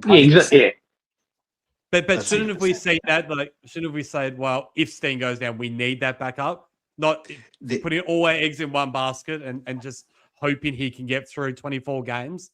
Well, the eggs weren't all in one basket because you had Darcy Cameron as well. So you had two solidified. Well, you had one really good ruckman, and you had a guy that you knew the system that was going to come in as soon as he was ready, and he did, and he made us better instantly when he came in. So the only way you could have kept Cox was to have him as a mature age rookie, and that was it. But they obviously thought, well, we've got Smith in the reserves. He might be taking up. If Smith comes in, you're technically blocking a youngster coming in now, and they probably only saw him to have one more season. I've heard a few debates though online over the past few months saying that if Mason Cox had taken that mark in the prelim final in the first play, Collingwood would have given him a contract. But then I think no, he went back and kicked the goal 5 minutes later. So shush. But look, I'm just glad that when he is playing, he's playing his role at Freo. And if I don't think we're going to win the flag this year. But if there was a team to win the flag this year, I'd love it to be Freo, and I'd love it if Coxie was there and then just retired and sailed into the sunset and went back to Texas with 2 flags. That'd be a good football story. Yeah, I 100% agree. And surely he gives them more than what Sean Darcy does. He makes Luke Jackson better, Mason Cox. I think Mason Cox makes Luke Jackson better, just the same as he made Darcy Cameron better last season. Yeah. Absolutely. You still there, Serge? Because you dropped out at one point. Yeah. Yeah, no, I couldn't hear you guys. Oh, you got us now? Yeah. Can you hear me? All right. Yep. I can hear you loud and clear. All right. So do any of you guys have anything that you want to throw to the panel? I've basically out of stuff on my notes. Any one of you? Can we talk about Houston? All right. Go for it. What have you got for us, Serge? No, yeah, panel thoughts on how we recruited a defender that can't defend. Age, do you want to go first? Did anyone see Anthony's critique on Dan Houston? On tell us. Footy? I did see Have a look. I did. Yeah. Yep. 100%. I just think there's a lot of hate for Dan Houston, similar to maybe early on with like out of position. He needs the ball in his hand, and I think he's probably our second best user of the ball behind Nick. Paddy. Don't give me that. He's 100% correct. He's 100% correct. This got nothing to do with we hate Dan. We paid for a guy who's a defender, right? Yes, but I think he's only part-time. But he's an attacking defender. Well, but what's defense, mate? Defense isn't just attacking; it's also defending. Yeah. So you can't have your cake and eat it too. We paid a fortune for this guy, and he's not cutting it. Yeah, but hang on, is that Dan Houston's fault or is that the club's fault for overpaying for a player? Look, I respect all you guys, but let's take some accountability for the individual. Right? It could be part of that, but at the same time, he's not adapting. All right. So I take everyone else's point that he's a good. I'm not arguing that he's not a good kicker of the ball. He's very good, but you got to bloody defend, mate. When the ball's not in your hands. Yeah, I've had some spirited debates with a few mates over this as well, and I've sort of been a bit of a defender of him, but I can see where, like, at times he is very frustrating because he just doesn't, do the basic defending things that he should be doing, and then he'll run over the ball and things like that. But I thought on Friday night. He copped one crunching bump, like he didn't flinch, and then right at the end where DeGoey in that last bit of play where DeGoey got the ball off to Nick, Houston put in a really good bump that allowed Nick space to get through that.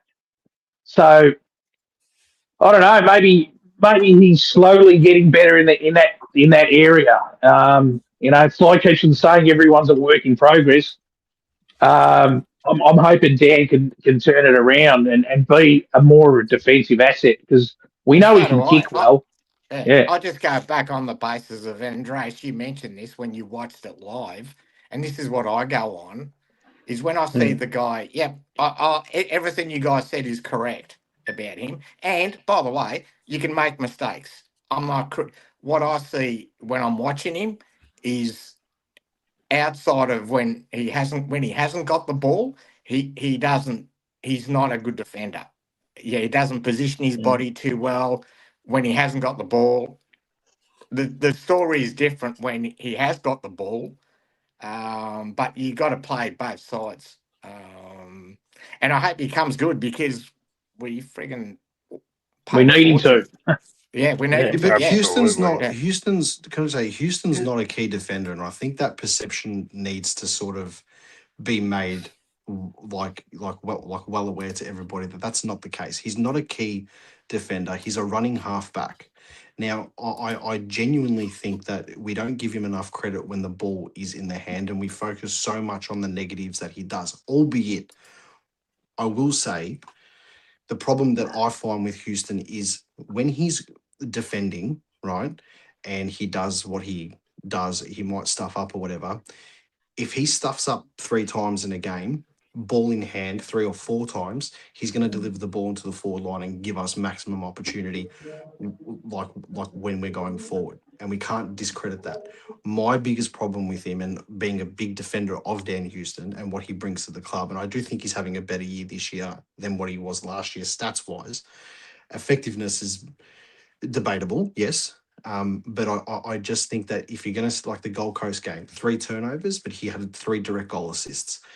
What's that doing? For me, that's not that you're not really doing much because it's cancelling itself out.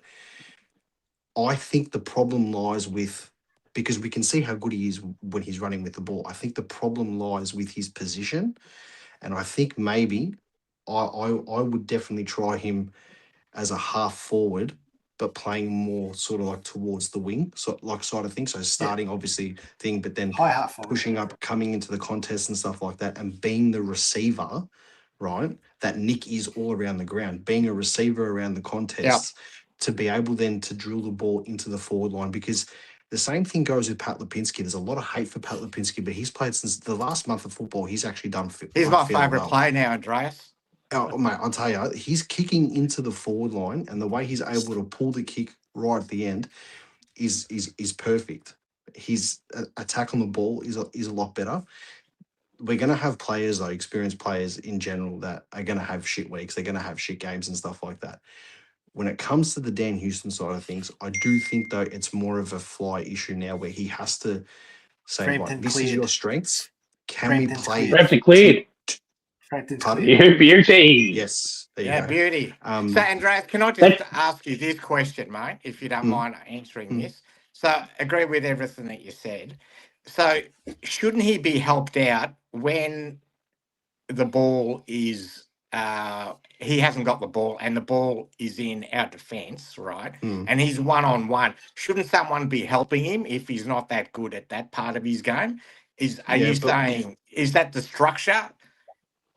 I think it would be better. I think it would be better, and he would get more assistance in the defense if we didn't have so many injuries down there and we didn't have to shuffle so much. You look at the last few weeks. As much as people want to criticize him, Darcy Moore's a key out for us, because when Darcy Moore plays, even if he has a decent game, nothing too spectacular, his structure is so important. Now Billy Frampton's having to play the one-on-one. He's having to play the key defender role. He's having to play an intercept role. And then with him having all those responsibilities, it means Brazzy's got more responsibility. Houston's got more responsibility. It's too much. It's just way too much. We need to have a solid and all our personnel in defense. And I think really in order to help Houston's defensive aspect in itself is we need another defender at this football club, or we need a defender that's in the ranks, that in the youth, to come in. Like a Nathan Murphy type. I'm sort of past the whole Nathan Murphy role, but not him. Wrong. I'm talking about his type that can run, mark, spoil. Yeah, we do. Well, hopefully Puncher might be that. Yeah. I'm hoping Puncher's that role. Sorry?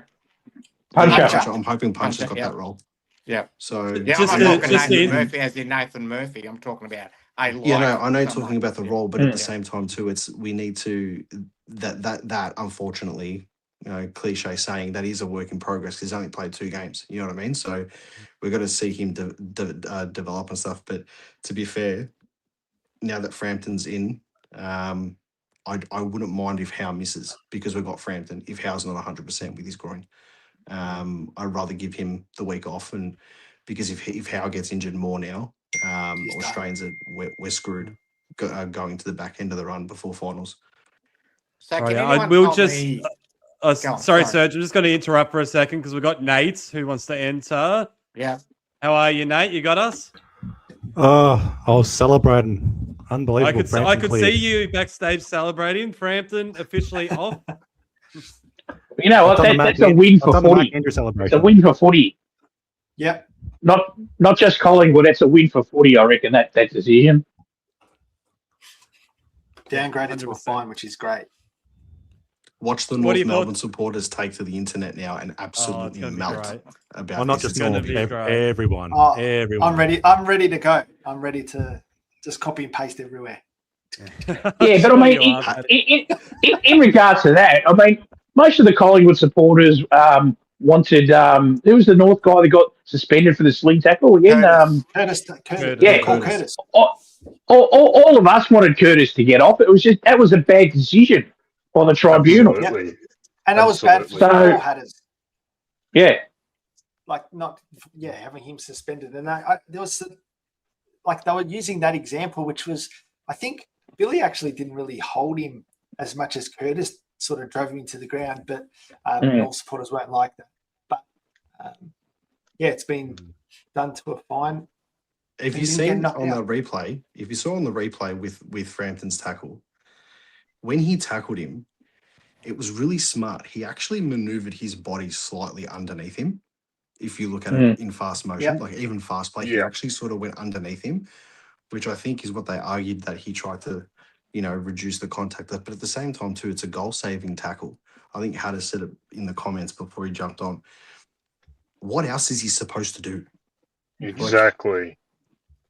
It's a sham. I'll be honest with you, if it was the roles reversed and it was, I don't know, fucking someone from North Melbourne, I don't know who the defenders are, but whatever, if it was someone from North Melbourne, Compton, and they tackled one of our boys on the line like that, and it was deemed as a sling tackle, I would have turned to Nathan, Sean, Paddy, Dan, whoever was sitting next to me, and I would have said, we got lucky then. Like, it was just absolutely. But it's also the audacity of the umpire to say holding the ball. One umpire saying sling tackle, advantage, goal. It's like, what? Hold on a second. Everyone stopped. How is it advantage? No, we argued that. At the tribunal tonight. That one of the umpires actually called holding the ball. Exactly. I tell you what,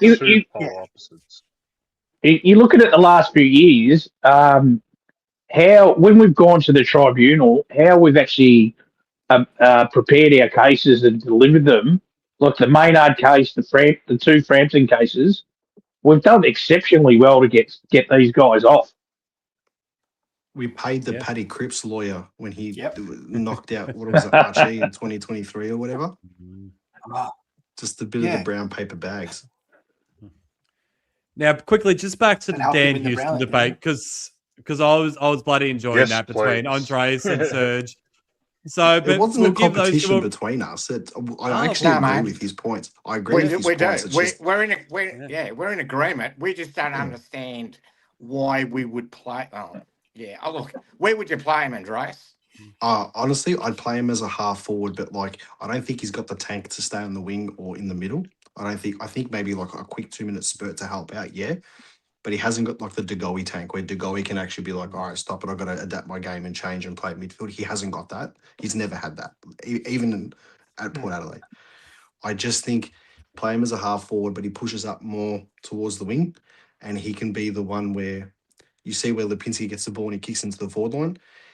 You get Dan Houston ball in hand, breaking free on the side of the pack. Let Nick, let Long, let Ed Allen, Mr. Potato, God, I love him. Let him get all the hard ball gets and feed it out. And then Houston just rockets it into the forward line or can kick a goal. So, but with that being said, one more point I want to make. Those handball receives that he's had all season where he's missed fucking 90% of them, right? If he kicks those, I think the perception and the hate for him does drop a little bit because he's hitting the scoreboard. Yeah. So he's kicked 2-8 for the season. Yeah, well, that's not good enough. Let's be real. I can't defend a dead horse. But just for the record, I don't hate him. Right? I just don't understand why he's. If you got him as a defender, and I take all your points about him, and I agree that when he's got hand in ball, he's great. But that's the other part that lets him down. And anyway, Nate, what's your thoughts on Houston? So he's still needed as that floating defender. I'm still critical of him as in the term of defender, but he's still an elite kick heading inside 50. That's what we need. So I'm not leaning towards dropping Dan Houston anytime soon, unless there's results that don't go our way. Then I'll think about it. But I'd still keep Dan. I don't think we mentioned anything about dropping him. We were just discussing him as a defender. No, that's understandable. But just with as a defender, every time that he's under a one-on-one or a high ball, I just know he's not going to do much. Maybe that's not what we need him for, but he's still an elite kick. So keep him in there. Just need to utilize him better. But also for Dan Houston to just get more involved in a way. It's a two-way Doesn't street. that scream half forward? Doesn't that scream playing forward of centre? If that's the case, he has to kick 8 goals too, not 2 goals 8 as well. Obviously, I take that on board, but doesn't that scream like playing as a high half forward or something? Yeah, mate, I was going to say a wing, but he doesn't have the engine for 4 quarters for a wing as well. I hate this sort of headache for Dan Houston at this time of the year. Would he make a good full forward? Would you put him up in the forward line whilst Schultz is out? I know you wouldn't, but is that a possibility? Probably not. No, just get back. Play him as a half forward. Half forward I can see, not deep forward. Age, I've been waiting all night for an age rant, and if we don't get it for a Dan Houston chat, we never will. So, what are your thoughts? Well, one thing to start off first, I don't know who said it, but someone said Dan Houston finished top 5 in the Copeland last year. He didn't finish in the top 10. He didn't finish in the top 10. So I think that shows you where the coaches sort of rated his year last year. Secondly, he's not accountable on defence. So give him a role that doesn't require him to be accountable on defence, because that's his last hope that's not going to cost us 4 goals a week. Simple as that. I don't want to make excuses for guys that have played 200 games of AFL football. It's not good enough. Now, he's still part of the best 23. Absolutely. I don't think it's a conversation of dropping him. I think it's a conversation of, if he doesn't fit the bloody system, why don't you try and ship him out at the end of the year? Because clearly he doesn't have a position in our team. We're trying to find spots where he's not going to hurt us going the other way on the field. To me, it's just not working. And you know what? If you can, my dream scenario is he at the end of the year says, I'm not enjoying my time here, I want out. That'll be awesome for me, because I can't see it getting any better anytime quick. I appreciate what Andreas said when you've got a fully fit Darcy Moore in there and some pieces in that back line that can chop him out, he'll instantly become a better footballer. I do agree with that. But I also think that there's a point where you got to say, well, look, if he's just not accountable in defence at all, hide him on a wing, do something with him, just get through the year and either regroup for next year or bloody cut your losses now. Because honestly, I'm sick of it. I'm sick of the, and Andreas said it perfectly. He'll give you 3 goals, he'll create 3 goals and then cost you 3. So is he moving the needle or is he just more of a headache? It's just the complete yin and yang. That's a clear coaching decision, because he's not the coach, yeah? So he can't make the call. It's a coaching maneuver that needs to happen. And a perfect example, again, Ed Allen, you put him from the wing into the middle and look what happens. Now, Dan Houston is a halfback and he's an All-Australian halfback, like we know that. But if the key word you said there was system, our system's different to Port Adelaide. I think we're a lot more structured than Port Adelaide and what Port Adelaide were back when he was playing. We're a much better side than them. Does he need to adapt? Yes. But I think it's also part of the coaching staff to turn around and say, right, it's not working here. We can see what your strengths are. But in any football team, you always want to play to your strengths. Obviously, work on your downside, but play to your strengths. Because if you put him up in the half-forward line, when there's a kick out from defence, he still needs to defend when there's a kick in from the opposition team. So you're going to have to zone up. You're going to have to man up, or whatever the opposition team's doing. So you've still got an aspect of defending there. But if you minimise what he's not 100% at and maximise what he's good at the end of the day, we're not going to be sitting here arguing about any sort of faults or anything that he's got, because he's doing everything that we want him to do. I think the decision needs to happen soon, where it's move up. And I think his structural change from last year. There's something different. Even though he's playing in a similar position, I do think they've given him the keys this year a bit more to sort of push up the ground a bit higher. And if that's counteracting his defending, or he's always a couple of steps slow because he's playing too much up forward, I think that is a small aspect in it as well. But if that's the case, just put him up in the forward line, half forward. Just make it happen. And then if that doesn't work, then the follow-on discussions happen. But you got to give him a chance to play there. Agree with that. Yeah, I think you just got to try something different. Whatever they're doing now is just not working. I think it's pretty clear for everyone to see that now. All right, guys. Dermot, I want to throw another question to the panel, because this is something that's burning me and I want to get the opinions, and I'll talk about it on my shows. But now that we've got the Avengers all here, I just want to know if Skipworth was to go to Essendon as an assistant coach, because James Hird, I think, is going to get the job 100%.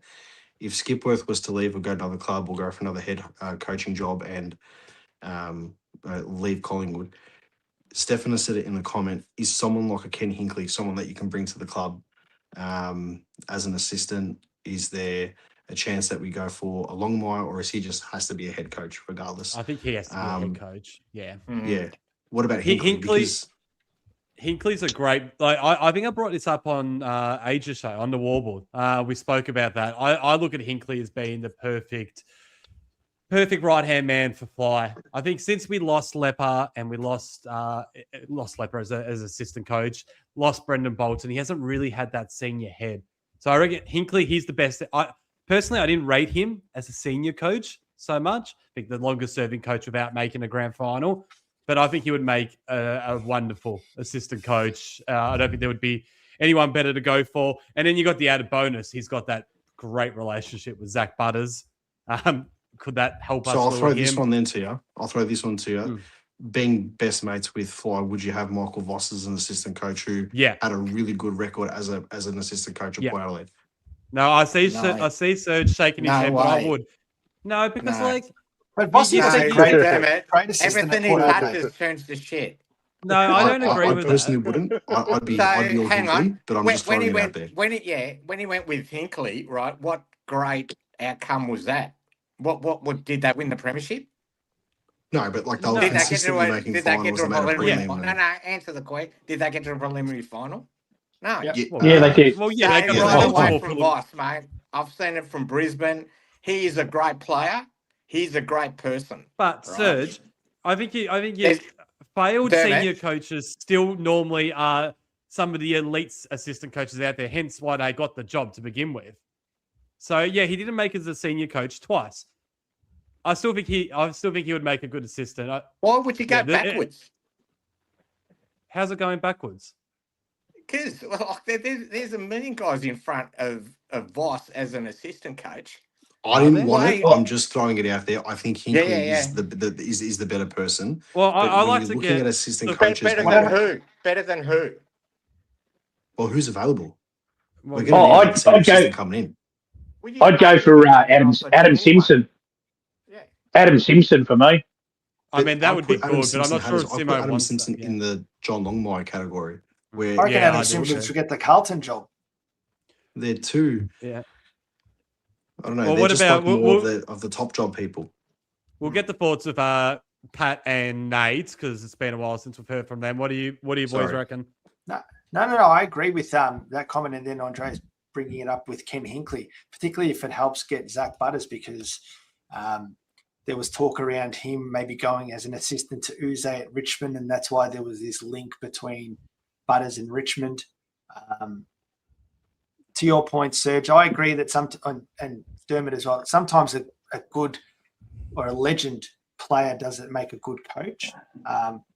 Buckley as well. Like Buckley has been a really good assistant, but we'll see if he gets the job at sort of Tasmania, because then that was another thing.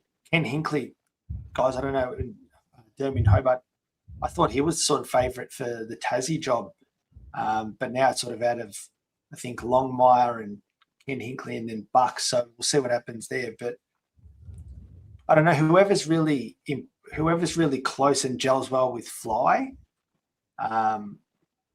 probably can, because I reckon there's probably a good chance that we'll get Butters as well. Okay, if you're going to go on that, would you get Brad Scott? No, he's had his time at the club. I think he's had his time. He's had his time at Collingwood. Yeah, he has. Yeah. What do you reckon, Nate? And he's failed multiple times. Well, I think Voss is a glorified midfield coach. Always has been, always will be. He's a good assistant coach. I wouldn't mind him working alongside Fly. And if Hinkley wants to work as assistant with Fly to assist with our current players, then yeah, I'd take it in. I think they'd be great value or great assets for Collingwood. But I just think it's beneath Hinkley, if that makes sense. I think he's more tailored for Tasmania. Just to build up that sort of culture, but unless he wants to stay in Melbourne and come to Collingwood. Plus, it gets him off Fox Footy in that commentary. Not a fan of it. Is this for Hinkley? Yeah, for Hinkley. I'm not a fan of his commentary. It's literally just like press red for Ed, but the Port Adelaide version. Yeah, when, it is, isn't it? When Hinkley. It really is.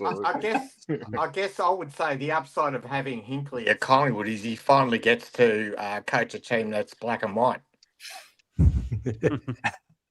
I heard him during the week say he was a Collingwood supporter, Kenny, too, when he was a kid. Was he? They all are. Do you have an opinion on this? If we go on that style, then Butters is going to the Dogs. If we're going to go down that line, exactly. And Sorry, I'm loving. Paddy. I don't know about Paddy. you guys. Question to the panel: is everyone loving Bucks at Geelong? It's weird, all part of the plan. All part of the plan. Yes, he's destroying Geelong from the inside. Good man. Was there a rumor going around that Chris Scott was going to go to Carlton? That's what I was just about to say. Were you going to? And then I thought Buckley it was going to Brisbane. stay. I thought it was Brisbane. No, it's the Carlton. So that Chris Scott will go to Carlton. Buckley then takes the Geelong job because he's not going to get the Tassie job because Longmire is going to get the Tassie job. Yeah. Where'd that rumor come from? Because I did hear that. I just can't remember where. I think the bar at the MCG. It was me. Sorry. No, I know the guy. He runs a pub in North Melbourne, and he said one of his barflies told him. Bloody hell! That's probably where the truest information comes from as well. Yeah. Rightio, guys. So we've got six rounds left until finals, and you look at our draw. It's bloody difficult. I'm going through it now. So we've got Carlton this week. It's always a difficult game against the Phil. Then we're traveling to Adelaide to play the Crows. Then the Cats, maybe not quite as difficult as we would have thought a few weeks ago, but they still scare me. The Eagles over in WA, we should get that done. And then we end with the Hawks and the Lions. Where do you guys see us now? Where do you think we will be in 6 weeks' time?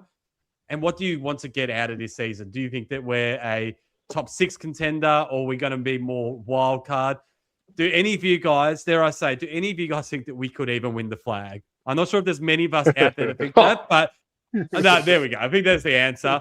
But okay, let's just say, I said this to Mick on our last podcast. Hypothetically, that's a difficult 6 weeks. If we end those 6 weeks, with maybe 4 or 5 wins, head into the top 6 with our confidence up, because we've already won 4 in a row.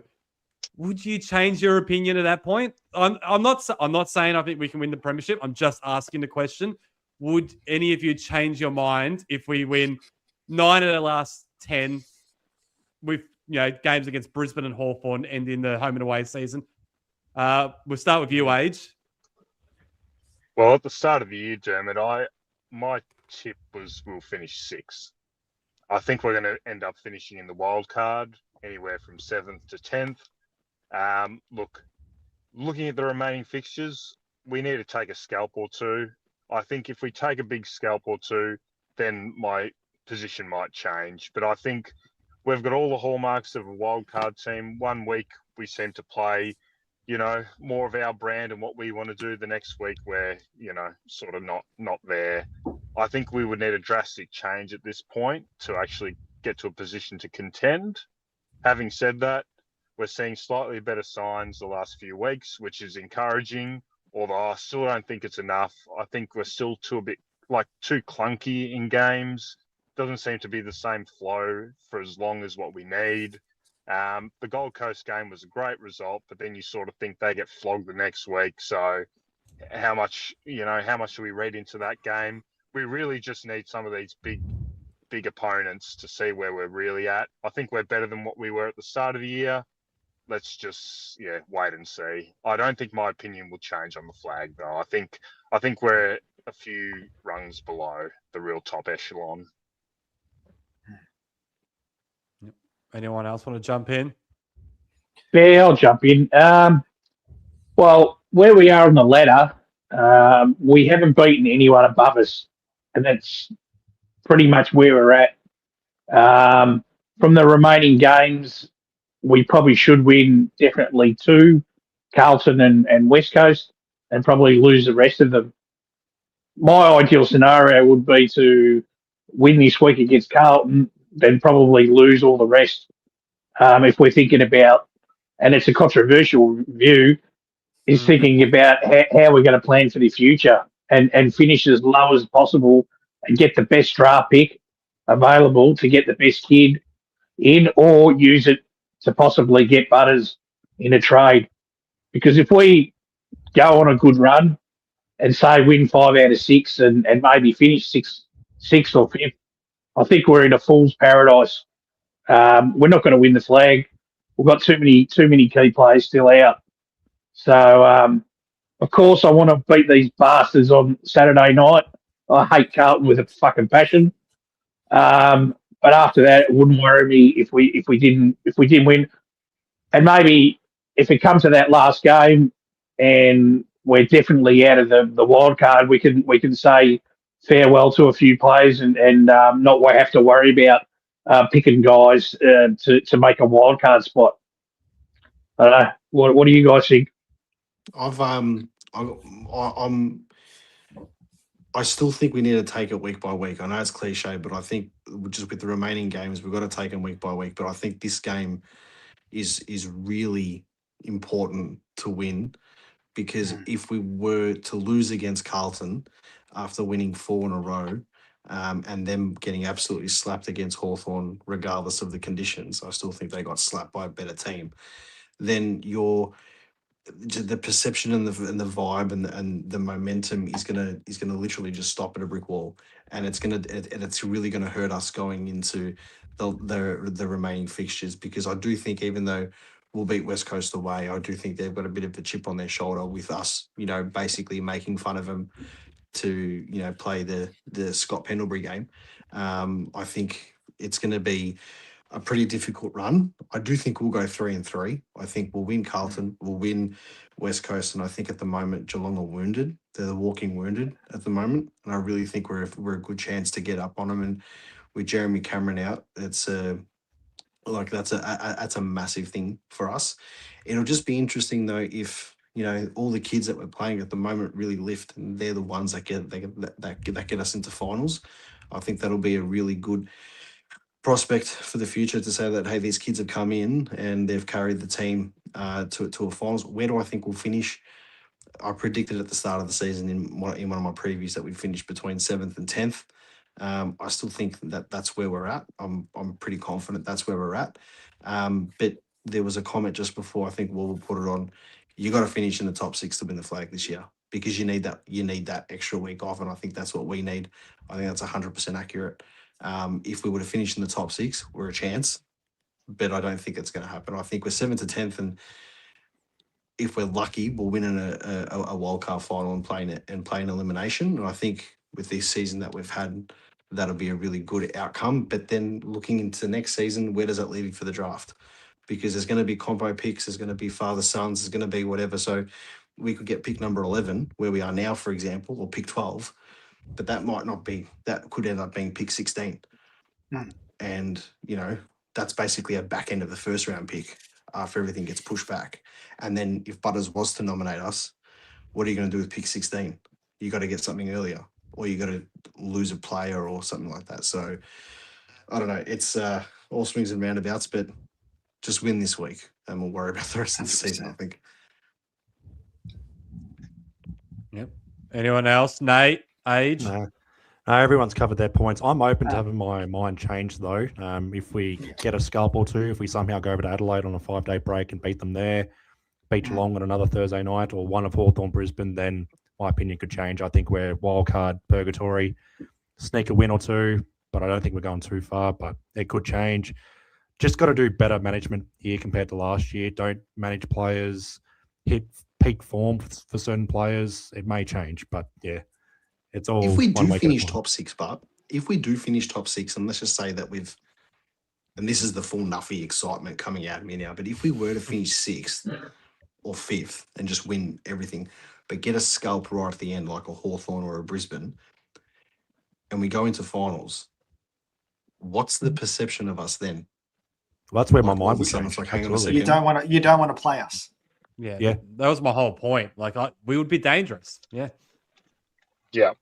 I think our perception will change before finals and before finals. I think it's the week by week thing, but I've got us sort of going 3-3 for the last maybe 4-2. But we make the wild card.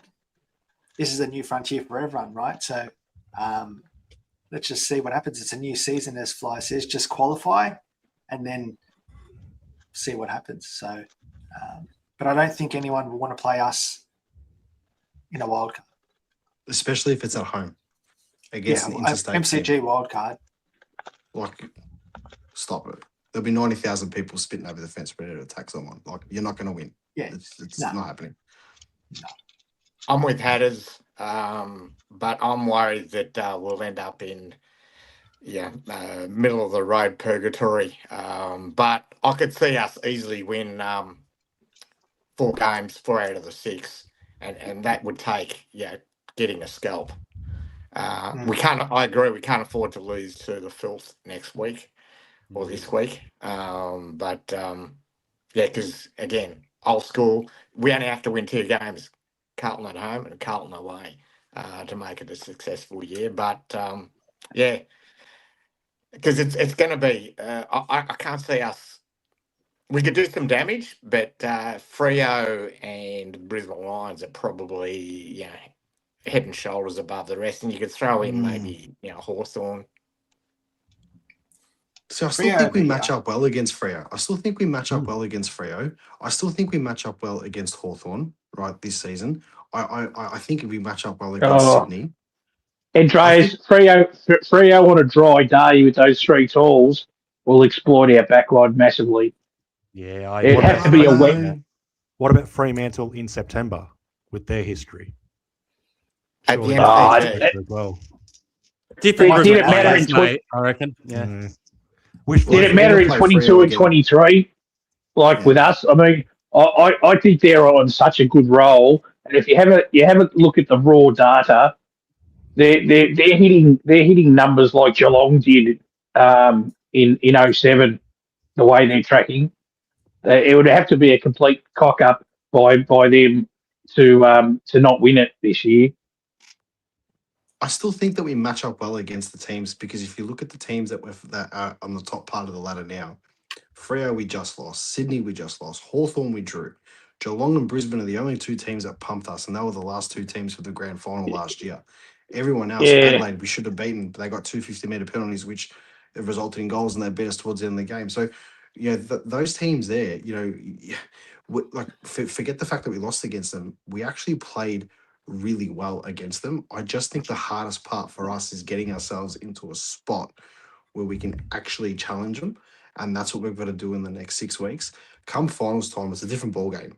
I'm not saying we're going to go all the way or anything like that, but I'm just confident if we can get a scalp right at the end, the momentum is going to be really big for us going there. So, and we've got a good coaching panel, let's be real. As long as they can get the selections 80%, 90% right, I think we're a chance. Yep. To do some damage, not to win it, to do some damage. Rightio, guys. We're going to wrap this up soon. Before we do, any one of you have anything you want to chuck at the panel? I just wanted to... shows, guys. Love all your shows. Yeah, I was going to do a bit of a selfless plug for myself and Andreas, and this is my Damien Barrett moment here, and I can reveal that we've secured for an interview on the Black and White podcast, Collingwood President Barry Carr.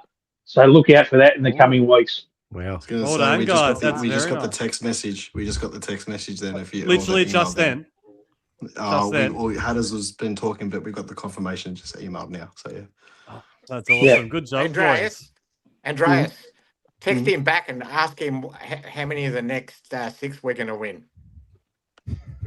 Well, it's his PA, so I don't know if she's going to right, anything, yeah. but we'll see. I thought you were gonna ask what's gonna happen with Dan Houston at the end of the year, Serge. Mate, I love Dan Houston. Bring him on. Yeah. Where are you, Serge? Why can't I see you? He's in the dark, mate. He's with Grubman. Yeah. Where is Grubman? What happened there? Oh, he got taken by a tobacconist. Yeah, don't ask questions, Andreas. I'll rewatch it later. Sorry, I was putting. I think he's in that cafe in Essendon that got blown up. Oh, Andy's place. Yeah. Yeah. Not much is going on in Essendon at the moment. While we're at it, we'll go through. All of you guys can plug your show. So we'll start with you again, Age. I think you plugged at the start of the show, but for the people that missed it, tell us where. Yeah, so, Matt's show at the Warble, just on YouTube, and the great Mick Saka with his Magpie Army Chronicles on YouTube. Both sort of live shows, as you all know, mainly just shit talking, just like we've done tonight. Fantastic. Paddy, where can they find you? You can find me in all the comment sections on social media. So I'll be there. And then I'll be on the fan forum with Andreas on the Black and White United channel every fortnight. So, yeah. And I'll see you. Do you want to give your Instagram and all that a plug? Because I know you're big on that. It's pattyspies at Instagram and Facebook and YouTube. But yeah, you'll definitely see me in the comments in the next few days, particularly with Butters and Neil. I'm sure we will. Yeah. Andreas, where can we find you? Yeah, fucking everywhere, to be honest with you. All over YouTube, Black and White United, social media on Instagram, Black and White United. TikTok, I don't really do much TikToks, but you can find me on there. Facebook is growing. The Facebook page is actually growing. I went from like 100 followers to 400 and something over the past couple of weeks. So that's been pretty good, just getting the exposure out there. But yeah, got heaps of shows coming up. But there's another show I just wanted to plug too also. We've got every Monday fortnight, we've got the Monday Night 4. And it's if you haven't already watched it, I've got 3 mates on there. One of them is Snapper, the Carlton supporter, the famous Carlton supporter. I've been mates with Snapper for almost 20 years now. So he jumps on. My mate Matt is a Mad Western Bulldog supporter, and Harry's a Hawthorn supporter. And it's just good to have sort of like the non-Collingwood stuff on the channel as well. So and good to get some insight into other teams, because we are, even though AFL fans, we are so narrowly blindsided by everything black and white. So it's good to get that. So I wanted to try and pump that show up as much as possible. But yeah, we've got the social club, we've got the fan forum, we've got the pod with Hatters. It's pretty crazy. There's not much time to do anything else. But I will give someone else a plug. He can give himself a plug.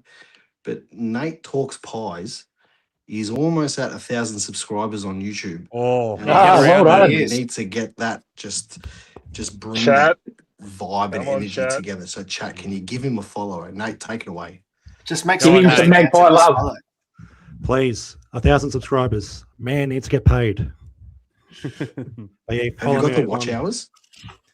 I've got the notifications that this video could be monetized in the future. I'm at that sort of point. 45 subscribers away from 1,000. Follow me on Instagram as well. I might do a TikTok next year. That's all I watch this space. Find me at Clifton Hill Macca's car park. I'm not hard to find. Very good. Well done, Nate. Looks like Chopper Reed. Yes. And that as well. I do. Very Mitchell Johnson-like. 2013 Ashes. I love it, mate. I got called BT earlier tonight. That's another one. BT. Oh. Serge. Young BT. There's a bit of Randy from South Park about you tonight. Guys, you can find me cycling around Brisbane suburbs, listening to the Black and White United, Paddy's Pies, Into the Woods, Pies Nation, The Rant. Nate, love your work. And Headers, well done, mate. That's it's all good. Is there anyone else I've missed? Well, the one show that you're on every single week, Serge. Pies Nations podcast. Into the woods. I said into the woods, mate. Yeah. And, you're go. The Magpie Chronicles, mate. They're good. I've got to get into the Warble, mate, but it's hard to do when you're cycling, mate. Go on, Age. Make it happen. Get him on. Come on, anytime. Anyone's bloody welcome. No, I'm saying it's hard to watch. I it is hard to watch. I agree with that. It is hard to watch. Take care. Love you all. Thanks, guys. Appreciate it. And I'm at your way next week, Dermott. Hiking. Get back down Tassie again. Hearts Peak. Is that at your way? I have no idea. Yeah. I don't get out much, only when I'm on my walk and talks, mate. Other than that, I'm just inside. Yeah. Well, I hope the weather's nice and cool. Take care. Thanks. Hey, Dermott. Yeah. I'll put a challenge out to you. If the Pies win, you're going to have to do the walk and talk on Sunday with the top off. I knew you were going to say that. Nah. Kane Corn style. Yeah, and with it, you can wear a Collingwood beanie, but top off. I'll say this: if we beat Hawthorn and Brisbane in the last 2 rounds, then I'll consider it. I'll give myself some wiggle room. If we beat Hawthorn and Brisbane in the last 2 weeks, I want you to get a QR code tattoo of this show of me saying this right now, just for no reason whatsoever. Uh-oh. All right, lock that in. I'll do that. I'd rather that than do the topless walk and talk. I'm telling you. And he accidentally puts a QR code of like Collingwood losing the grand final or something like that. Anyway, guys, I appreciate it. Also, I'll give my own show a plug. If you're new to Into the Woods, you found us tonight, please subscribe. We're trying to grow our YouTube this year. We're pretty established on Spotify and Apple Podcasts, but yeah, YouTube, we're really wanting to grow that. So if you can subscribe, I love you. Go back and watch our last episode from a few days ago as well. Michael and I pulled apart the win against North Melbourne. So yeah, that was a good episode to do. And speaking of Michael, thank him for coming on for the first hour. Thank the Grubman for coming on for 3 minutes. And then, of course, all you guys, Age, Paddy, Andreas, Serge, Hatters, and, of course, Nate. Really appreciate it, guys. Get around their channels as well. They do great things. And, yep, thanks to the people in the comments and everyone watching. And, yeah, go Pies. Go Pies. Go Pies. Give the Grubman a call, mate, and see if he's still alive. Smash Carlton. Got to smash him. Come on, Woods. Woods. Yes. Bye-bye. Enjoy. Gotcha, boys.